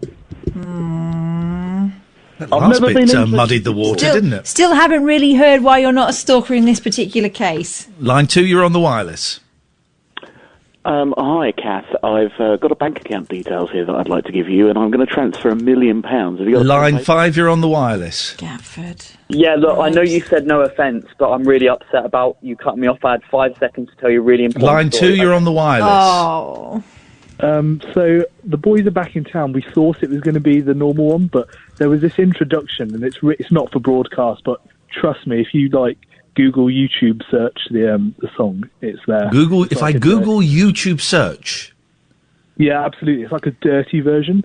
So this bloke stands up in the corner. Line 1, you're on the wireless. Are you a howler or... No, you, not you. Goodbye. Goodbye. Goodbye. Let me write that number down. 02. Okay, just so I recognise that one. So let's just get this straight. You're not a stalker if you've only ever targeted one woman quite hard. It was we could play this up until midnight, guys. We've got another 11 minutes of this if you want to play this. I know some of you hate it, mainly the people that are calling in that actually want to make a point hate it. But it's sad times indeed. 0344 499 1000. Pass the chat on for another 10 minutes or so. But it was the sexy as hell bit kind of ruined it a little bit. Let's try line Although being 1. sexy as hell is very difficult for... Line 1, you're on the wireless. Oh, hello, Ian. Hello. How are you? Yeah, hi. Do you remember me? You do? Oh, brilliant. How are you? I'm great, thank you. Line 2, you're on the wireless.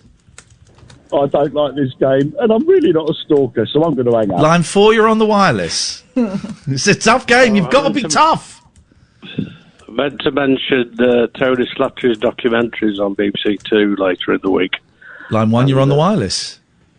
Look, this game is absolutely terrible. You don't even give me a chance to say. I've been waiting for all of my life to be able to talk on the radio, and you're not letting me, and I really don't like that, and it's really upsetting me. Well, you've chosen a terrible moment. Okay, carry on. No. You thought through this game. I wanted to call in. Get to the point. I would have told you about my problems, and I would have told you about my problems. You're wasting and then you time. would have given me some advice, and my life. Well, I've got a lot more time than I thought. I thought I'd be cut off again like the last time. Now You've I'm got never nothing ever to say, gonna have call you? a radio station ever again. Ever. Promise? Ever. Promise? Ever. Promise?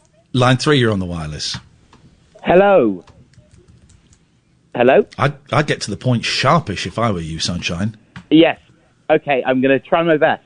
I am a teacher, and I would like your advice on what to do. Get back to work, you lazy coward! I'm so sorry. That came far too easily. I do apologise. No, it's fine. It's fine. It's late night.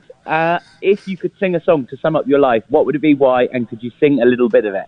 Line 1, you're on the wireless. I'm just going to sit on this line doing absolutely. Line 4, you're on the wireless. Hello, it's David here.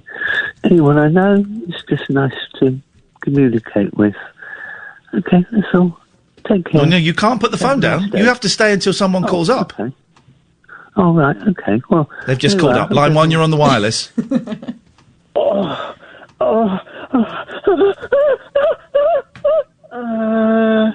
Cheers, Ian. Love you, bye. That was so quick. Very fake. I mean, as someone who's, I know that is fake. It's very, very speedy. Has he ever actually... Well. Do you think he's ever actually done it? No. I've just seen it on the telly. But then has to switch it off because he can hear his mum coming downstairs. I'm wearing an Alice band. Well, And no, I you're look- not. That's a headband. An Alice band is thicker and elasticated. Line 1, you're on the wireless. BBC Three Counties Radio. God, Line never heard 3, that one you're before. Line 3, you're on the wireless. 1, 2, 3, 4, 5, 6. He had to think then for a second, didn't he? He had to think. 9, 10, 11, 12, 13, 14, 15, 16, 17. Not be cut off. That 19. Line 2, you're on the wireless. Counting brain cells there. If you could sing a song to sum up your life, what would it be, why, and could you sing a little bit of it? If I could pick a song to sum up my life. Boys of Summer? And Yeah. can you sing a little bit of it? Mine is... Go on. Oh, mine would be line 4, you're on the wireless. Hello? Too slow. Line 3, you're on the wireless. Sunday, 18th of May, 2020. Live from Television Centre in London. This is Good Morning Britain with Pete Morgan and Susanna Reid. Line 2, you're on the wireless. Yeah, hi. Is that Steve Allen? Who? Steve Allen. Is that Steve Allen? Never heard of him. Steve? Never heard of him. Line 1, you're on the wireless.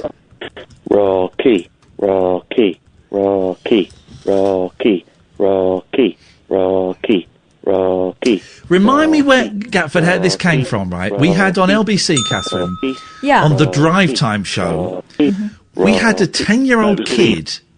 Was it the Good Evening show? It was Good Evening, Rocky. So that was 7 till 10, wasn't it? Yeah, We yeah, had- 7 till 10, Rocky. Line 2, you're on the wireless. I can't ask him any more. But I think we had a 10-year-old kid doing the Rocky chant for an entire hour. And we kept going back to him. Hello?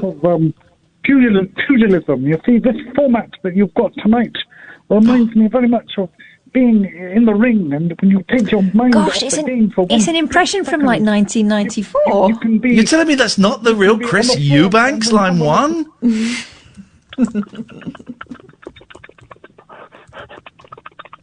Line 2, you're on the wireless. Oh. Hello, Hello, you're on the air. it's Thomas. Hello, Thomas. This is a cruel game, Thomas. From our conversation last night. This is a cruel game, Thomas, because line 1, you're on the wireless.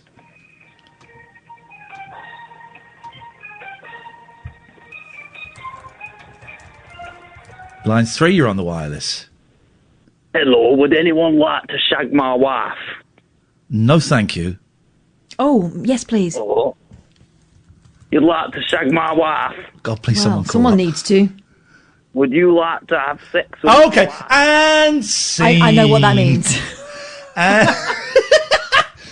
And scene. You mean that wasn't a serious offer? Oh, damn it. Let me try line 1. You're on the wireless. Hello. Carrickfergus, only for night. In Ballygrant, I would swim over. Line 3, you're on the You'd wireless. swivel? No, get rid of them. They've gone. We're going to line. We're going to line. Sam's fade. I can see what Sam's doing with the faders. He's all over the shop. As is this show. Line 3, you're on the wireless. We have a route and we have a plan. Work from home if you can.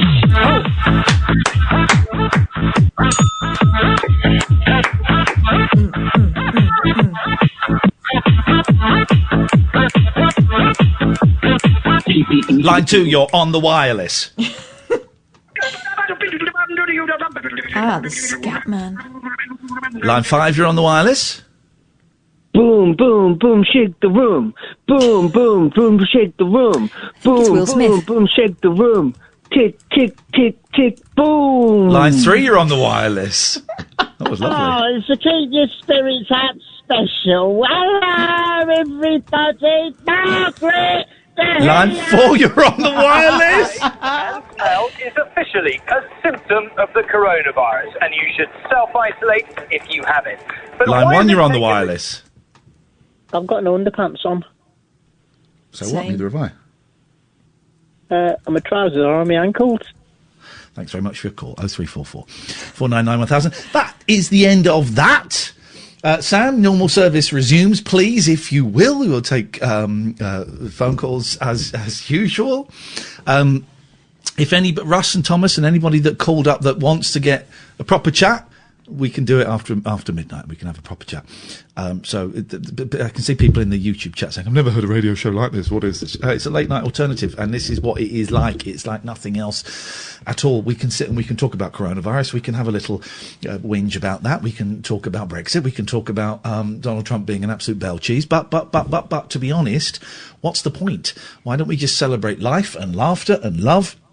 And the fact that we're all going absolutely insane with whatever is happening in the world right now. And you can come and be a part of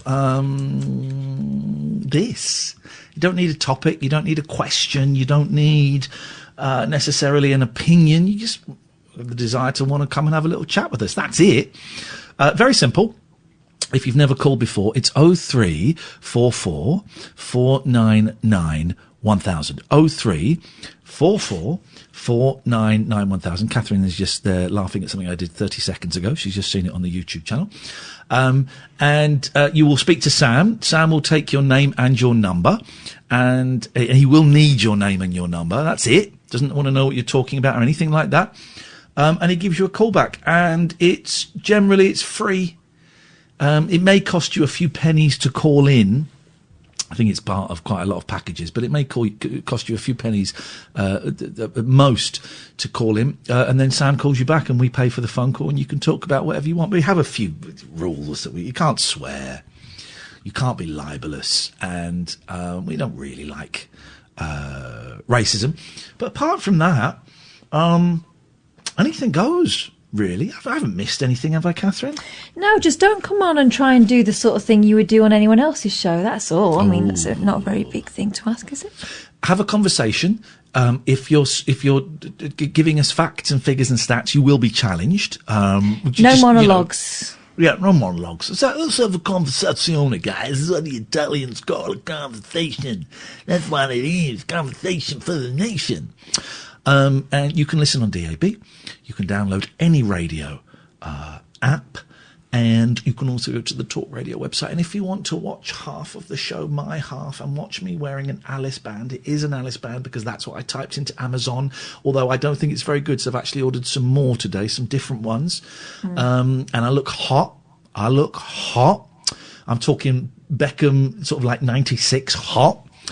You can go to youtube.com/Iain Lee. And we've had over 150 thumbs up, which means after this show at 1 o'clock, I'm going to do a little Twitch stream and we'll listen to Darryl after 1, and we'll have a little chat as well. This is the Late Night Alternative, weeknights from 10 from Iain and Kath on Talk Radio. Late Night Iain Lee on Talk Radio.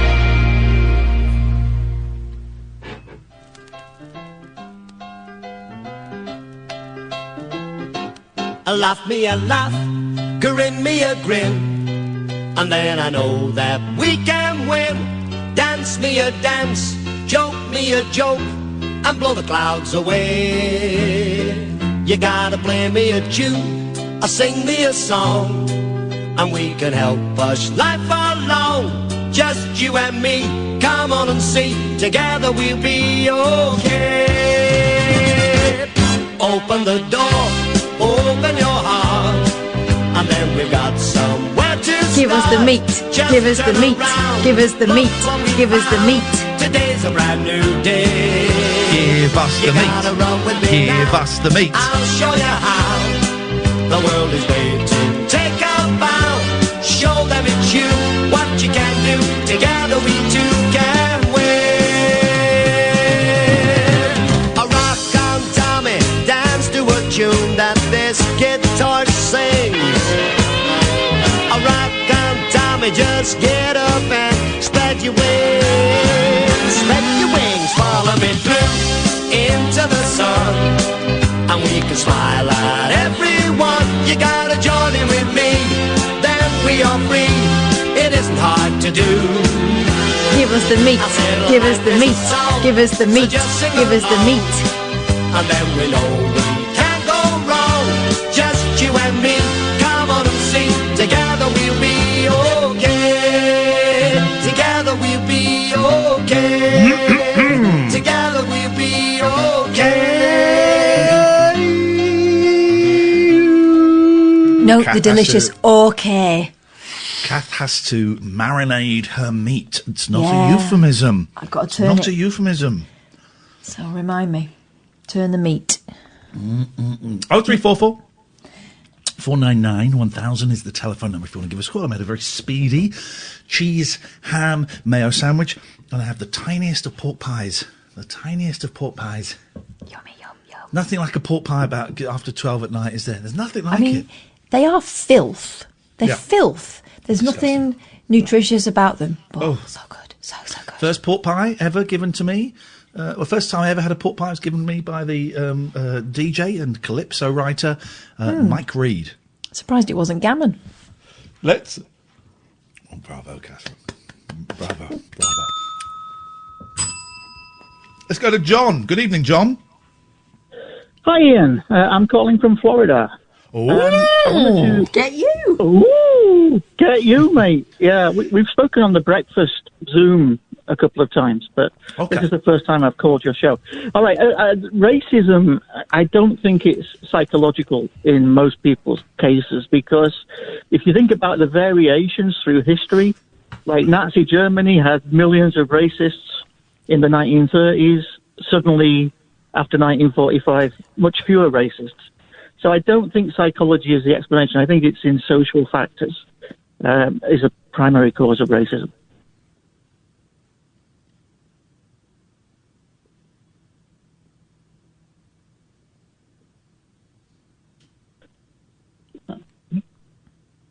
Hello. I think it's multifaceted.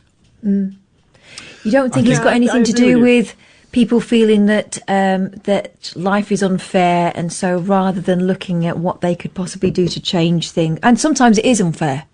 Often it is unfair, but rather than looking at what they could do to change things or what the real problem is, they deflect onto someone else who is in the minority. Scapegoats. They're looking for scapegoats. Exactly. Thank you. Thanks very much.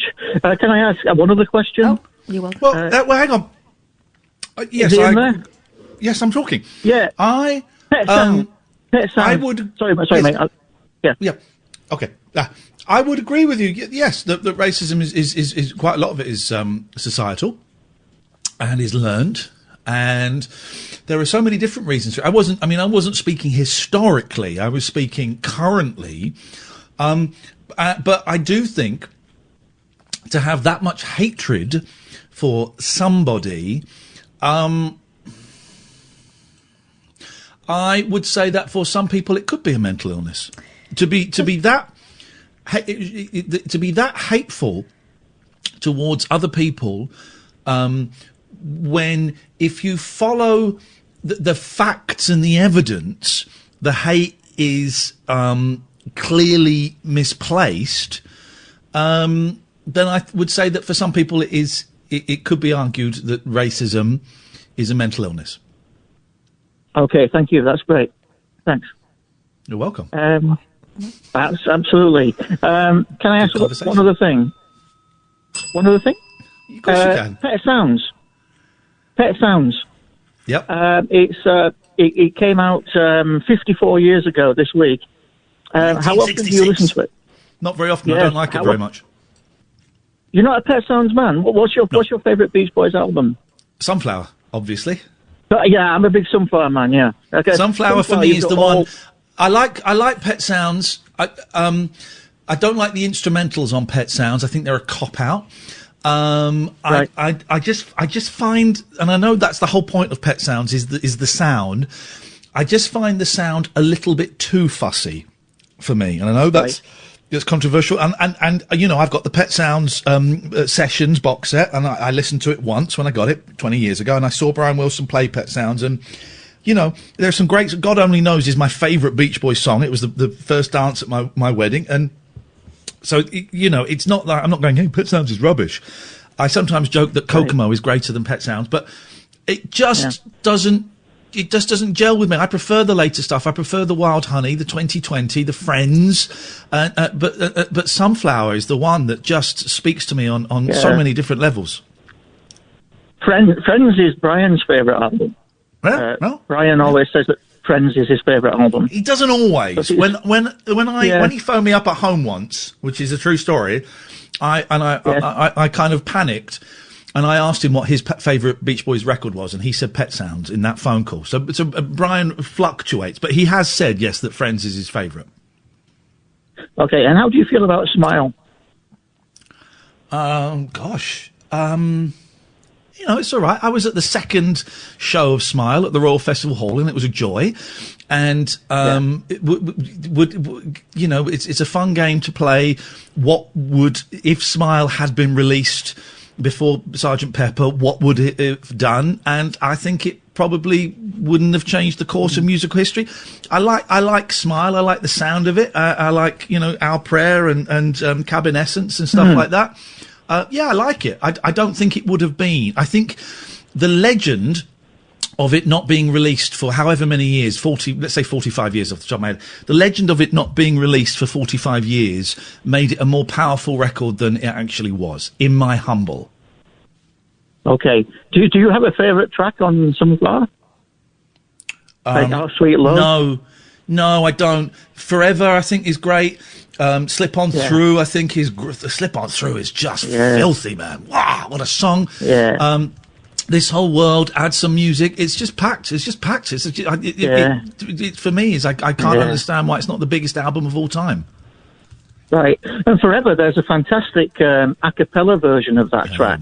Have you heard that one? Where there's no instrumental on it? Yeah, and right at the end, Brian tries to go too high. Imagine Brian Wilson going too high. And he fluffs it. And he goes, okay, that's a wrap. John, listen, thank you. 03444991000. Enjoy Florida. Nice little geeky Beach Boys chat. You can't argue with that. Let's go to Steve. Good evening, Steve. Hello, Steve. Steve. Oh, okay. Let's try Thomas. Silent Hey, Thomas. Steve. Silent Steve. Hello, Hey, Ian. Thomas. How nice to talk to you after midnight at the Oasis. How you doing? Fine. Yeah, good. You told me on Friday we talked about COVID-19 and coronavirus and all of that stuff. And right at the end of the show, I asked you, how scared are you on a scale of 0 to 10, with 0 being not bothered and 10 being terrified? How scared were you of this whole coronavirus thing? And do you remember the answer you gave me? 6. 6. That was higher than I would have liked to have heard come from your mouth. Would you still say you're a 6? Hmm. And if so, why a 6? What are you scared of?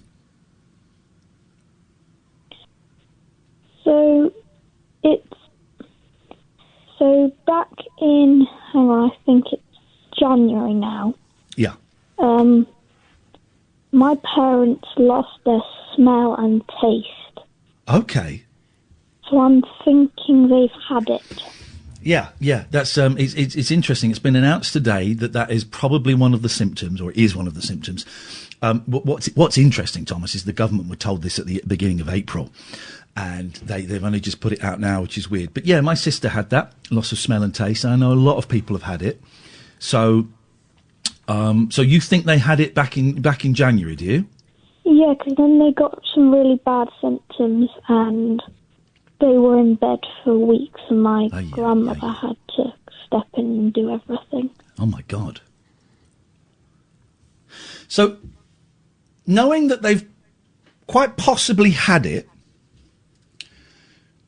do you feel more scared or less scared than you did last week? Or the same scared?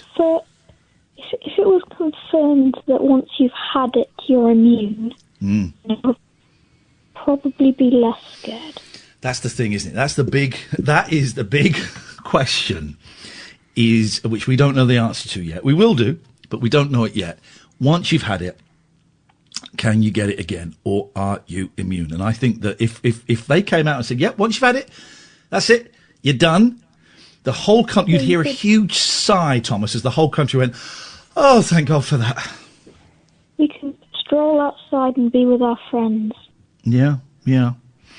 But I'm still curious. So you've seen what it's like firsthand, and they were really poorly, were they, your mum and dad? Yeah, for 10, 12 days. Okay. How are they doing now? Yeah, they're fine. It was back in January, early January. So my dad thinks he picked it up from London. Right, dirty London. Just before Christmas. You're 12, aren't you, Thomas? Yeah. Right. Okay. This is a really strange... this is a really strange time that we're living in. It is unique in human history. Yeah, God, completely. It's unique in human history, okay? Because we've had pandemics and things before, but never with the technology and the communication and the medical skills that we have now. Imagine having something like this 10 years ago. Exactly. Oh, my God, 10 years ago, it would be awful. We didn't even... Skype was even more rubbish then. People have died, and people are going to die. And that's the truth. And there's no way around that. But... and this is not in any way demeaning to anybody who has passed away or families have lost loved ones. When you look at the percentage of the population, we have got a population of about 65 million people. And out of those 65 million people, 65,000 have died. All right? And again, I'm not in any way disrespecting those that have died. But percentage, and 65,000 is a big number. But of the percentage of the people that live in this country, it is a tiny, tiny percentage. And what that means is the chances of me or Catherine or your parents or even your gran dying from this are slim. There are so many older people, and by older I mean 70 and over, that have had this and didn't even know they had it, that have had it and got a little bit ill and then were fine, that have had it and got really ill and then were fine. It's easy to get caught up in this whole thing that we're hearing about care homes and stuff like that, that even really old people a lot of really old people get this, through it. and they're absolutely fine. And I think part of the problem with the media is, the TV and the radio and the papers and stuff, Yeah. it doesn't sell to say this many people survived. It doesn't sell. What unfortunately sells is this many people died. And if we keep looking at that figure, I think it can be really, really scary and really, really upsetting. I'm just trying to... Go on. Go on, Thomas. What were you going to say? I've noticed something weird that happens every Friday. Yeah. There seems to be a small spike. So last week we were getting, on average per day, about 200, 300 deaths. Yeah. Then on Friday we got nearly 500. I wonder why that is. I know it goes down over the weekend, doesn't it? Yeah. And that's just because the way hospitals work and things like that. I wonder, I didn't know. Can I ask you a question? Yeah. Why are you so interested in the numbers? I like mathematics. You like mathematics? Wow. This is a dangerous game of maths that you're playing.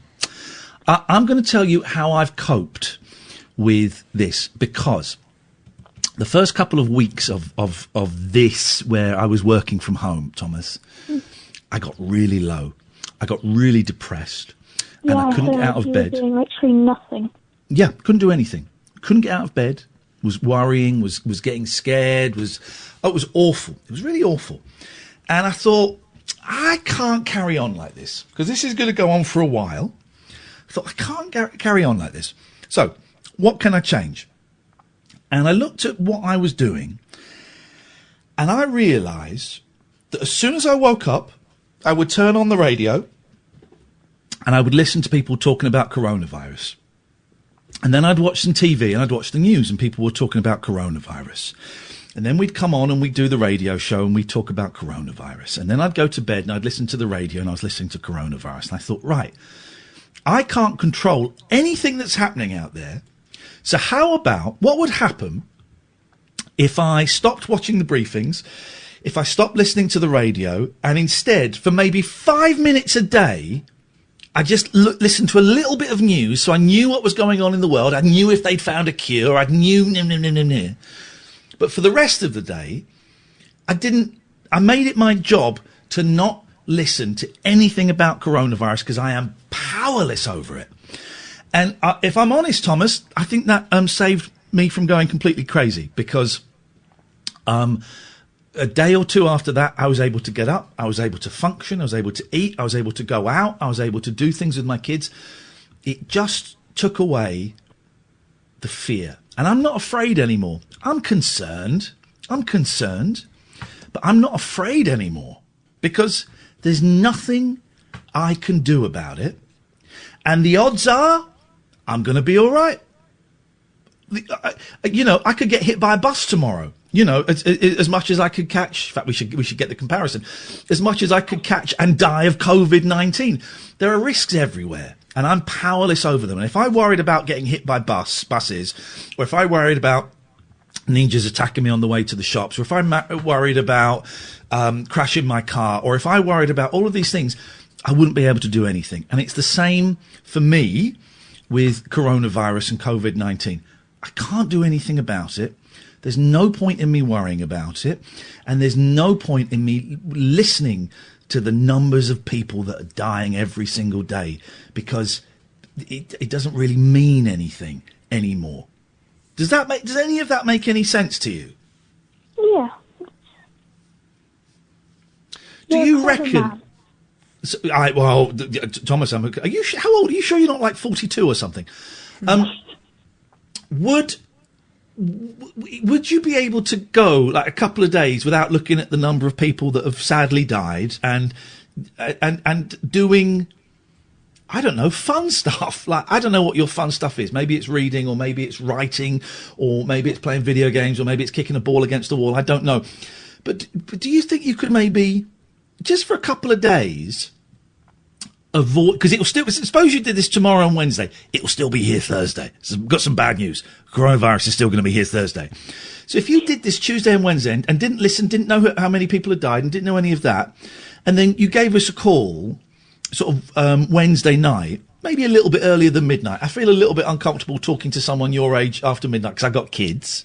So maybe you could call us between 10 and 10:30 is kind of when I like younger people your age to call in. And just let us know if it's had any effect on how you're feeling about all of this. The problem is I like playing video games and you. Yeah. My parents are clever people, so they know how to restrict things. So I get an hour and a half a day on my Xbox and an hour on my phone every day before it locks. They sound like good parents, yeah. So read a book. Read a book. It's only 2.5 hours of doing the things I enjoy. Okay. Well, do you like reading? Do you like writing? Radio, and daytime radio is. I got a recommendation for you. Okay. Because Radio 4 Extra. Okay. Not Radio 4, maybe Radio 4, but Radio 4 Extra. Did you ever listen to that? Okay. Give it a try. You'll find some of it really boring. Some of it is so dull. But you might find some new things on there that you might find interesting and entertaining.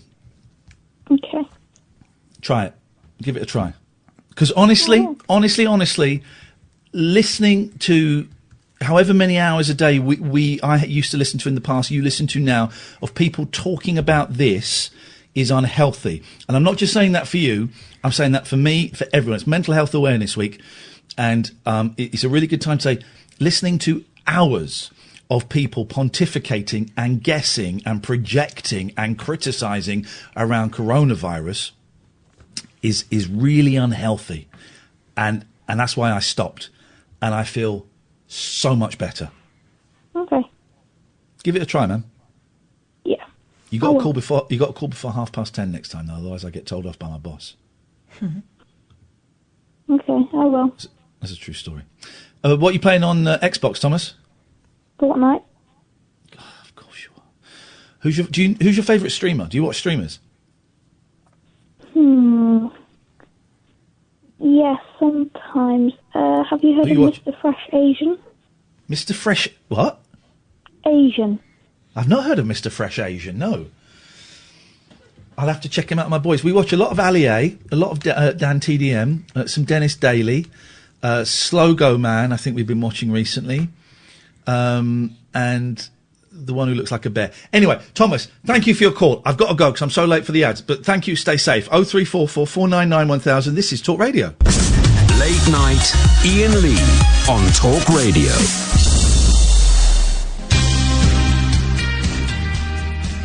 Just swallowing some cheese.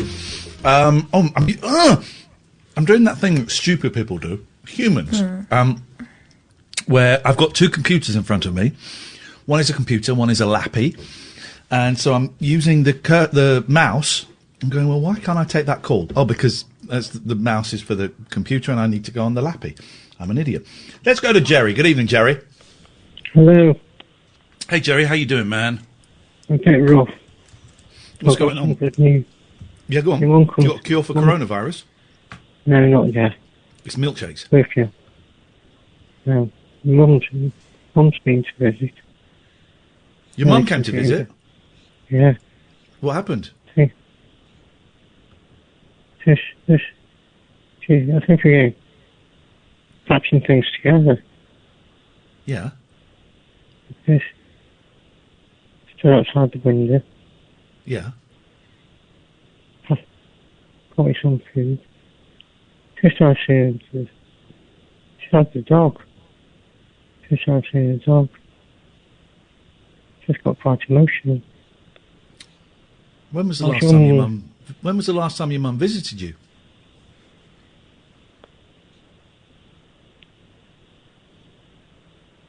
Months ago, but things are improving. Stepdad, he come as well.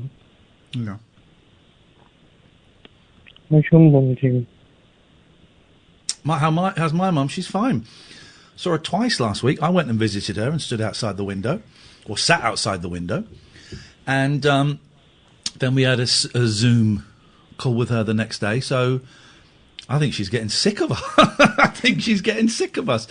I probably won't get the chance to go over this week, but if I don't go over this week, I'll certainly go over next week and sit outside her room. And it was it's surprisingly emotional, isn't it? I think we made a joke about her being in prison and, you know, the glass and stuff.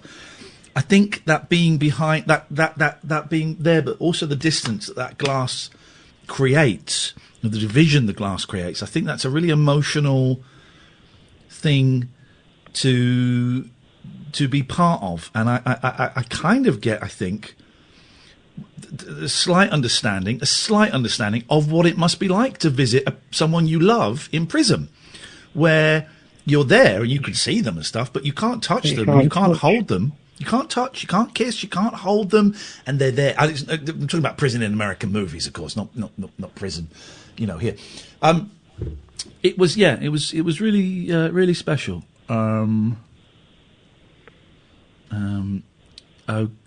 Okay. But you're doing okay, are you? The seizure's getting a lot worse. The seizures are getting worse. It's getting warm. It's getting warmer, the temperature. Yeah, that doesn't help, does it? Yeah. Thank you. How are you mentally, Jerry? Stunning. I'm losing game grounding a couple of times. I just feel like a case, like an onion. Room. Just got a little room to sit in. But turn this on the unit. I'm going to say something that might sound patronising, but you know what? Who cares? You're the one caller, Jerry, that I really wish I could fix. You're the one caller that we've had so many. I don't want to. Well, all right, I'll say it because this is a lazy show. We've had so many success stories with people, and you're the one that you've been calling me for years, and I just wish I could do something. You know, I just wish I could take it all away from you, brother, and I can't, and I can't, and I hope that doesn't sound patronising. No, just not being there. Lovely. You understand. I try and understand. I try. I'm never going to know what it's like being you, but I have a semblance of understanding because of the similarities between your situation and my mum's situation, and they're wildly different, but there are also bits where your stories intersect. The artist thing is losing the speech, clarity of speech. Yeah. I'm doing all right tonight. When are they going to... Forget this looking for a cure for COVID-19. When are they going to invent a machine where you stick like 2 spikes into someone's head and it reads your thoughts and it speaks? When are they going to do that? Howard Hughes. Howard Hughes, did you say? Jerry, listen, it's nice to talk to you. I wish you the best of luck, and we will speak soon. Thank you. 0344 499 1000. Got a text from a tweet from Michelle Mangum, who says, Talk Radio, not appropriate. 1, to have kids on. 2, to lie to kids and pretend this isn't serious, because it is, and he needs to know the risk. No is spelt wrong. I don't think I said anything that was a lie, did I, to Thomas? I wouldn't have done. I think I was. No. I think I was worrying. I was being overly honest and overly frank about the situation. I would suggest. Did they give numbers there? 1, inappropriate. 2. Yeah. Can I give numbers if that's the way we're talking to each other? Go on. 1, switch off the radio. 2, I hope you haven't got children. I was. I don't get that accidental partridge tweet either. Are you genuinely? I think it's because we gave it a corny name. Are you going to block him if you block him? No. Are you But I don't. But when people go accidental partridge, I think, do you understand this show? We're doing it on purpose. It's not accidental. You don't you don't understand it. Gareth's been tweeting for a while. I think maybe that was a misjudge, Gareth. I don't get it when people tweet me into accidental partridge, because I'm thinking, no, this is all this is all deliberate. This is all deliberate. I think it's a bit of a snidey feed. It sort of rips the piss out of people who are trying their best. It's not very pleasant. It's not. I think it started off with being funny and good intentioned, but no, it's not very pleasant. But no, I wasn't lying to that kid, Michelle. Not at all. Not at all. I don't lie to kids. I tell them the truth. I thought when I heard you talking to him, I heard what you would say to your own children, and that's all anyone can ask. This is why I kept pausing, because I kept thinking, right, I've got my eldest, who's a couple of years younger, so I would phrase it ever so slightly differently, but not much. I was thinking, right, what would I say to him? And also, I suspect that Thomas is obviously so I've got terrible indigestion. Also, bear in mind that Thomas is listening to the radio now and listening to and could be listening to anything. Yeah. So, no, Michelle, no, absolutely no lying whatsoever. I don't lie to kids. I don't lie to kids. You can't, because they will find out, and that destroys their trust. No, that wasn't lying at all. Emre, good evening, Emre. Hello, Ian. That was you were not lying at all. You were 100% honest there, and I know, because that's. I called in. First time I called in was after you came out of the jungle. I was probably 11. You were always nice to me. We talked about Star Wars, I think, and you were honest about how you thought the film was going to be and about conspiracy theories and that. I've never heard you lie, so I think that lady's completely wrong to suggest that you were. I wouldn't worry about what that lady thinks, because if she really thought it, she might ring up. I don't even know if it's a real lady. Michelle Mangum, that ain't no Michelle Mang 88. That ain't no lady. That ain't no lady. Let's have a little look at her feed and see what delights. Anyway, what can we do for you, mate? I was going to say thank you very much for the tips the other night, and I did make a call and to one of my friends. And, nice one.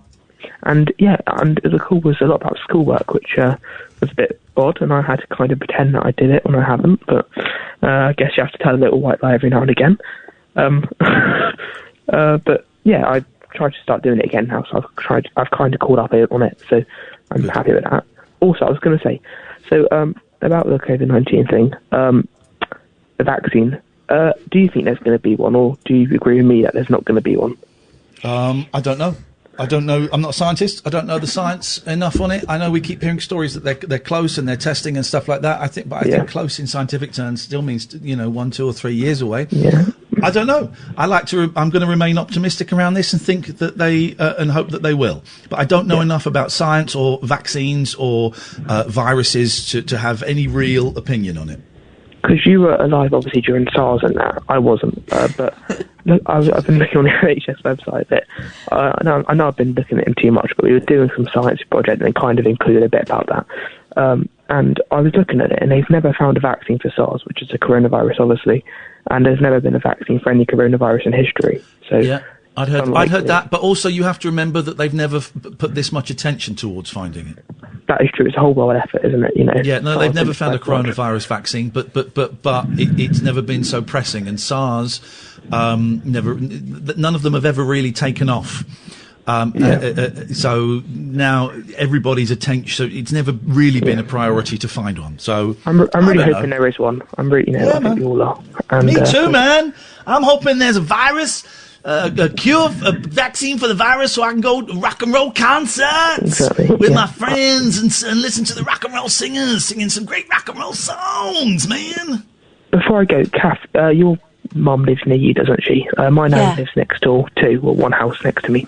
Your nan lives next door to Kath's mum? That's incredible. Do they know each other? One house next door to me, and we have like a car park area, so we can kind of see her from over a garden fence or 2 metres in the car park, but it's weird that we can't see my nan and granddad at a 2 metre distance, because that would be breaking the rules, which doesn't make sense. Mate, you must never speak to your family ever again. Thank you for your call. 0344 499 1000. Tell me about you've got a 4-year-old in your family who's a grass, and I love it. This is proper. Catherine told me about this today. This is proper 1984 corrupting the state, controlling the minds of the youth. Who is she? Your niece? She's my she's Well, would this qualify? If she's my cousin's daughter, does that mean she's my second cousin? No, that was Once your second removed. cousin. No, your second cousin is your parents' cousin, isn't it? I don't know. Anyway, she's my cousin's daughter. So, yeah, I've been doing these paintings. The reason why we got back in kind of touch about this, and we had a good conversation, and my cousin can talk. You think I can talk? Flipping it. I got a weird Etsy message because I've been selling my paintings, prints of my paintings on Etsy. Because I found a way of doing it that means I don't have to leave the house. I just sort of send them off to this print company and they sort it all out for me. Right. So I got this message through on Etsy saying, I really like this painting, but do you do it in any other colours? And I was thinking, are you kidding me? But I was really gracious about it. I thought my natural inclination. And I said, I'm really sorry, it's from an original painting, and so I can't change the colour, but what kind of thing would you be after? Because I paint a lot, what I'm like, I paint a lot, and I could bear it in mind. And we had a lovely chat, me and this Christine, and then she said, well, it's been really nice talking to you, lots of love, and then she gave her surname. Christine, I'm going to say it, Christine Yates. And I went, what? My Christine Yates? It turned out it was my cousin winding me up, and we'd had a very long... What a piece of trash. Yeah. Basically, she should have put, it's our Christine, because it's our Christine. So I had a chat with our Christine on the phone, and it turns out that she's in my phone under our Christine. Yeah. That our Elizabeth, our Christine's daughter... Yes. Is 4 and is basically a chip off the old block. Christine can talk, and our Elizabeth is exactly the same. And it turns out she's taken to standing at the top of her slide in the back garden. Oh, God. Christine said, well, the next door neighbours, they've been having people over, and so it's got to the point where our Elizabeth stands at the top of the slide and waits for people to come along down the ginnel and shouts, hey, where are you going? You're supposed to be staying at home. I love it. To the point where the neighbours' sneaky visitors have taken to not using the ginnel anymore, and they sneak round the side gate. Incredible. So Christine said, well, it was getting a bit embarrassing, so I said, play out in the front garden for a bit. And there's a little park sort of area, sort of green area, just across the road. Turns out within shouting distance of our Elizabeth. And what happens is people walk their dogs over there, and our Elizabeth shouts, hey! I hope you're picking up after them dogs. You're supposed to take you home. This is a 4-year-old. She's 4, but she sounds exactly like Christine was. And also Christine was telling me about how she said, I've been doing some painting. We've been talking about sorting the children's bedrooms out. So there has been a little bit of talk about painting the bedrooms, which I wonder whether that's kind of sieved through to their minds. And she said, I was doing I was sorting out a bench in the front garden. And I bought some outdoor paint, and I'd left it in the garden, and I didn't realise that Elizabeth had got hold of it.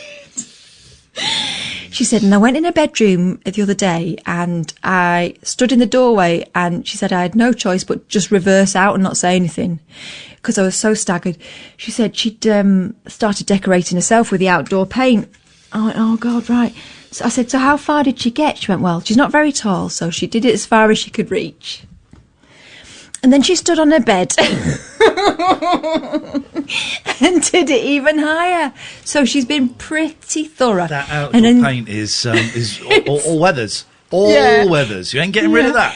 And then in the background, I heard this little voice going, stop telling on me. I'm getting very upset about it. She didn't like being told on. But yeah, it turns out if our Elizabeth had a spotlight, it'd be like one of those kind of prison escape movies, trying to get down the ginnel to see your mates next door in a sneaky fashion, because she'll crash you up. Oh, I love it. 0344 499 1000. This Michelle Mangum is insane. Just think your overprotective stance is not helpful at all, and he won't appreciate it when he finds out people are dying out there. Okay. And Catherine Boyle, I do have 2 kids, both very well raised, both with A-star GCSEs, actually. Okay. So no need for that snarky comment, hun. Okay. Kiss. Well, I'm allowed to do whatever I want because I got 3 A's at A-levels, so that beats 3 A-stars at Michelle. GCSEs or whatever they've got. Michelle, yeah. you are as thick as they come, my love, because you're not listening. We told him how many people die. The kid knows the young man knows how many people die. Michelle, you're too thick for this show. Switch off. Switch it Also, off. if we weren't protective, we'd be even ruder to you. So thank you, lucky stars. Bye-bye. Yeah. Night-night. Get one of your A-star boffing kids that I don't think exist. To turn the radio off. I don't think your kids exist. Get them to show you how to turn the radio off, my darling. Also, I can't see your comments because I seem to have blanked out people who've not got their own picture on their avatar. Oh, she's not tweeting you. She spelt your name B-O-I-L. B-O-I-L. Yeah. Oh, a genius. Okay. Excellent. But also, I couldn't find her on Twitter. Michelle, my love, it's late. It's late. Put the can down. Get one of your brainy kids that doesn't exist to turn your radio off. I think you should go to bed, my love. We've got Chris and we've got Alex. This is Talk Radio. Late night, Iain Lee on Talk Radio. Going to do a Twitch stream after this, and we're going to listen to a little bit of Daryl Morris, who's on at 1 o'clock. So, which is always good. So join if you want to listen to Daryl on your own. You're welcome to. If you want to listen to Daryl with me, and we can chat about it and deconstruct it and criticise. No, I'm joking, but we will listen to him for a bit. And I just don't feel that I'm done, Catherine. Remember we used to do the lock-ins. Yeah. And I just feel like a bit of a lock-in tonight. I don't feel I'm done. So I'm not trying to steal any of Daryl's audience away, and I notice his figures are way up, which is great news. But if you want to listen to Daryl with me after the show, dear listener, then we're going to head to Twitch afterwards, and we'll have Daryl on, and we'll chat, and yeah, it'd be nice. Let's go to Chris. Good evening, Chris. How you doing, mate? You okay? What you got for us? No, I've just finished work, and I was listening to you, and I was listening to the sort of wide variety of different people talking. I just thought I'd give you a call and just have a chat about a few things if you want. Go on then. No, nothing in particular, but like I do YouTube. I do truck vlogs and daily vlogs sort of thing. And one thing I was going to talk about on the next one was literally about religion. Nothing too deep. But obviously, when I get into a taxi, different religion people actually run the taxis and stuff. So I have a conversation with them. And what I say to them is ask them what sort of faith they follow. And then I say, well, would you say that the Quran and the Bible, they all come from tablets? You know, the tablets used to chisel out on the scrolls from hundreds of thousands of years ago. And they all agree and they say, yeah. Then I say to them, have you ever heard of the Sumerian tablets? And they're like, no, never heard of them. I say, okay, then, well, these were predated from Christ. And these haven't been changed, as in the Bible and the Quran have all these years. But these are sort of... Why don't you... Sorry to interrupt. Why don't you just let them get on with doing what praising whoever they want to praise? What's it got to do with you? Honestly, I don't stop people from praising, but it's something that they don't know about. I like to have a conversation. Why should they? Because knowledge is power, and you share the power, and people. People are happy. People are happy with their Christianity or their Judaism or their Islam or whatever, and just let them get on with it. It's none of your business, put it really. this way, every Muslim that I spoke to, they've all asked me to come to their mosque to have a chat. I don't do it in a disrespectful way, not at all. I'm not saying you... Well, I think just bringing it up feels vaguely disrespectful. I'm not quite sure what them asking you to their mosque has got to do with it. Because their books of faith, which I totally respect, all come from scrolls and tablets. But you don't. It would appear that you don't respect any book of faith. Why are you just picking on cab drivers? No. I'm just having a conversation. I'm not picking on anybody. I have a chat. I like to engage with anybody of any faith. But but about religion, I mean, because the Sumerian tablets have not been changed, and they talk about how he was created. I genuinely believe he was created, but I mean, everybody looks up to the sky from hundreds of years ago, praising up to the heavens. But why should I believe? Why should I? Right, listen. I'm of no faith. I believe in a higher power, and I choose to call it God with a small g. I'm talking. I believe in a higher power, and I choose. Yeah, I thought we were having a conversation. Yeah, I apologise. I just said I'm sorry. I wasn't being rude. Well, you were a little bit, and I tell you what, the vibe I'm getting from you is that you're right. No, not at all. I'm trying to have a conversation, Chris. God, I'd hate to pick you up in the back of my cab. The vibe I'm getting from you is that you're right, and that you know more, and that you know more than other people, and I think it. Okay, we're taking no prisoners. It feels and it sounds to me arrogant. No, not at all. I'm sorry if I come across that way. I don't mean to be. I know I've got a very, very deep voice. I generally don't mean to come across that way. It's not the deep voice. It's the persistence. It's the talking over. It's the... Oh, so you think you know about your religion? Ah, well, there was something before that. Okay, but religion is more than just like stone tablets. Religion is faith, it's belief, it's love, it's fellowship, it's companionship, it's investing emotion and soul into something that they believe will happen to them in the future. It's not about some Sumerian tablets or whatever they are. No, I understand where you're totally coming from. I'm sorry if I've come across in a sort of disrespectful, arrogant way. I genuinely didn't mean to be. I was just a bit excited about being on the radio, but I apologise if I've come across that way. It's all I try and do is engage with people with faith and sort of give them some sort of knowledge for them to... No, not at all. I never ever tell them they're wrong. But if they don't, it's like saying, oh, I've got half the puzzle, so therefore I can make the puzzle. Can I ask a question? Can I ask a question? Why is it your job to educate them? It's not. I just like to engage them and sort of... why do you like to engage with them? Engaging with somebody is not the same... I don't know, it sounds a bit formal. And also, what makes you think you might know more than their priests and their imams? No, I don't. I'm just trying... All I was trying to do... Jesus, I'm sorry. I didn't mean to... I think I've come across wrong. I didn't mean to... I'm just surprised. It seems like it's like a pet thing of yours, that's all. I'm surprised that none of these cab drivers have challenged you in the way that I'm challenging you, because this is like low grade challenge. I'm surprised none of them have you know. Here's the thing as well. We kind of own cab drivers to a certain extent in that we are paying them, so it's not the same as having a free, equally balanced conversation with a friend. There is a power imbalance. No, do you not see that?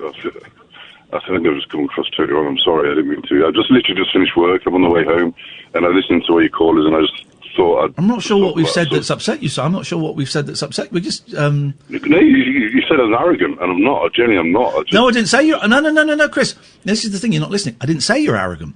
I said you're coming across as arrogant. Okay, well, I appreciate that you're honest. You're telling me you've never been challenged in any of these conversations? No, because normally where I live, the taxi rides only last for like 15, 20 minutes, and I just talk to them. I just stop. Ask them if they've ever heard. Stop talking to them. Stop well, it. About that. Yeah, stop talking to them about that. Talk to them about football. Talk to them about TV. Talk to them about coronavirus. Don't talk to them about this. Okay, sorry. Imagine being at work and someone sitting there and you can't tell them that you're not interested or whatever, and you have to listen to them. I don't know, what are you trying to do? Enlighten them? No, it's just most of them actually have a proper conversation back with me, and they're actually engaging, and they're sort of interested in what... But we're having a proper conversation, and we're engaging. But you don't like it because it doesn't seem to be going the way... No, it's not that I don't like it. I just... I mean, have you ever heard of the Sumerian tablets? Oh, God. I've absolutely no interest in them whatsoever. Okay. Well, that's what I mean. You just... Okay. But we're allowed to say that, but we're not driving you somewhere. We want to keep you sweet. Do you know what I mean? No. Okay, well, I'm sorry. I was just having It's quite a heavy thing to go in on when you're... But also, so were we. We're just having a chat.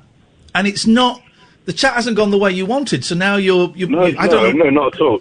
No, I use a taxi driver as a conversation point. Chris, listen, we got to go. We got to go. Chris, we got to go because I'm out of time. I want to squeeze in. Barry, why have you called in this late, Barry? I wanted to go to Alex. Oh, come on. What do you mean? Oh, come on. Alex has been waiting for. What do you mean? Yeah, Alex has been waiting for 40 minutes, and you can't just. What do you mean? Come on. I've swallowed a couple of Somalian tablets. And I'm staying up late. You off your mash on some Somalians? The sommelier. Right, hang on, Barry. Not swallowed any Somalians. That is not true. Barry. How dare you? It was a Nigerian. Barry, stay there because I've got Alex on the other line. Alex has been waiting for a long time. Alex. Is he a Nigerian? No, he's not Nigerian. He's Scottish, I think. Have you had a tablet? Barry, have you been drinking tonight? No, I've just had some blinking tablets. You don't drink and take Somalian. Shut up and stay there. I want to speak to Alex. Alex. Okay. Hi, Ian. Hi, Kath. How are you? We haven't got time for niceties. Get on with it. Shut up, Barry. Barry, man. Wished. Barryman? John Barryman? Is he on? I wanted to call up about Mental Health Awareness Week because I have borderline personality disorder. It was just to share, I'll be quick, a quick experience about what it is. Okay, we've got like 2 minutes left. Well, What's that special noise? Boo for Boris. You know, the campaign you're running that's going from strength to strength. The what? I missed that because I'm hearing a special noise. Yeah, I'm hearing a special noise. What's the special noise? The special noise. Can you hear it? It's nothing to do with me. Shut up, Barry! What are you doing? Are you... Barry, why are you ruining the end of my show? I'm not doing a thing. Get on with it. Get the man to finish what he's saying. Quick. You're telling Sounds like you're you're bullying... running your...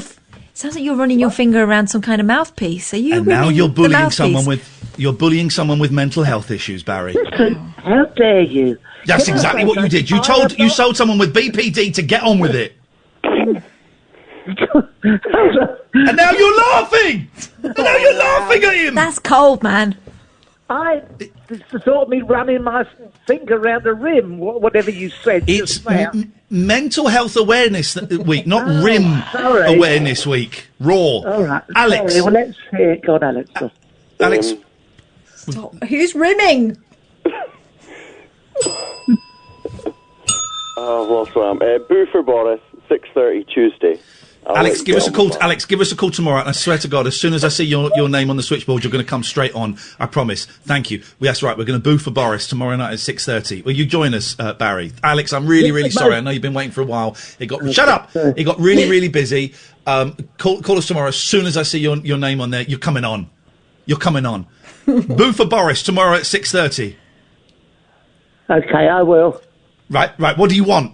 You've ruined the end of what has been a really, really good show. Alex has been waiting for such a long time. It's going to be Mental Health Awareness Week, and you belittled him and you cyberbullied him. What about my mental health? What about my mental health? You don't have any. You're old.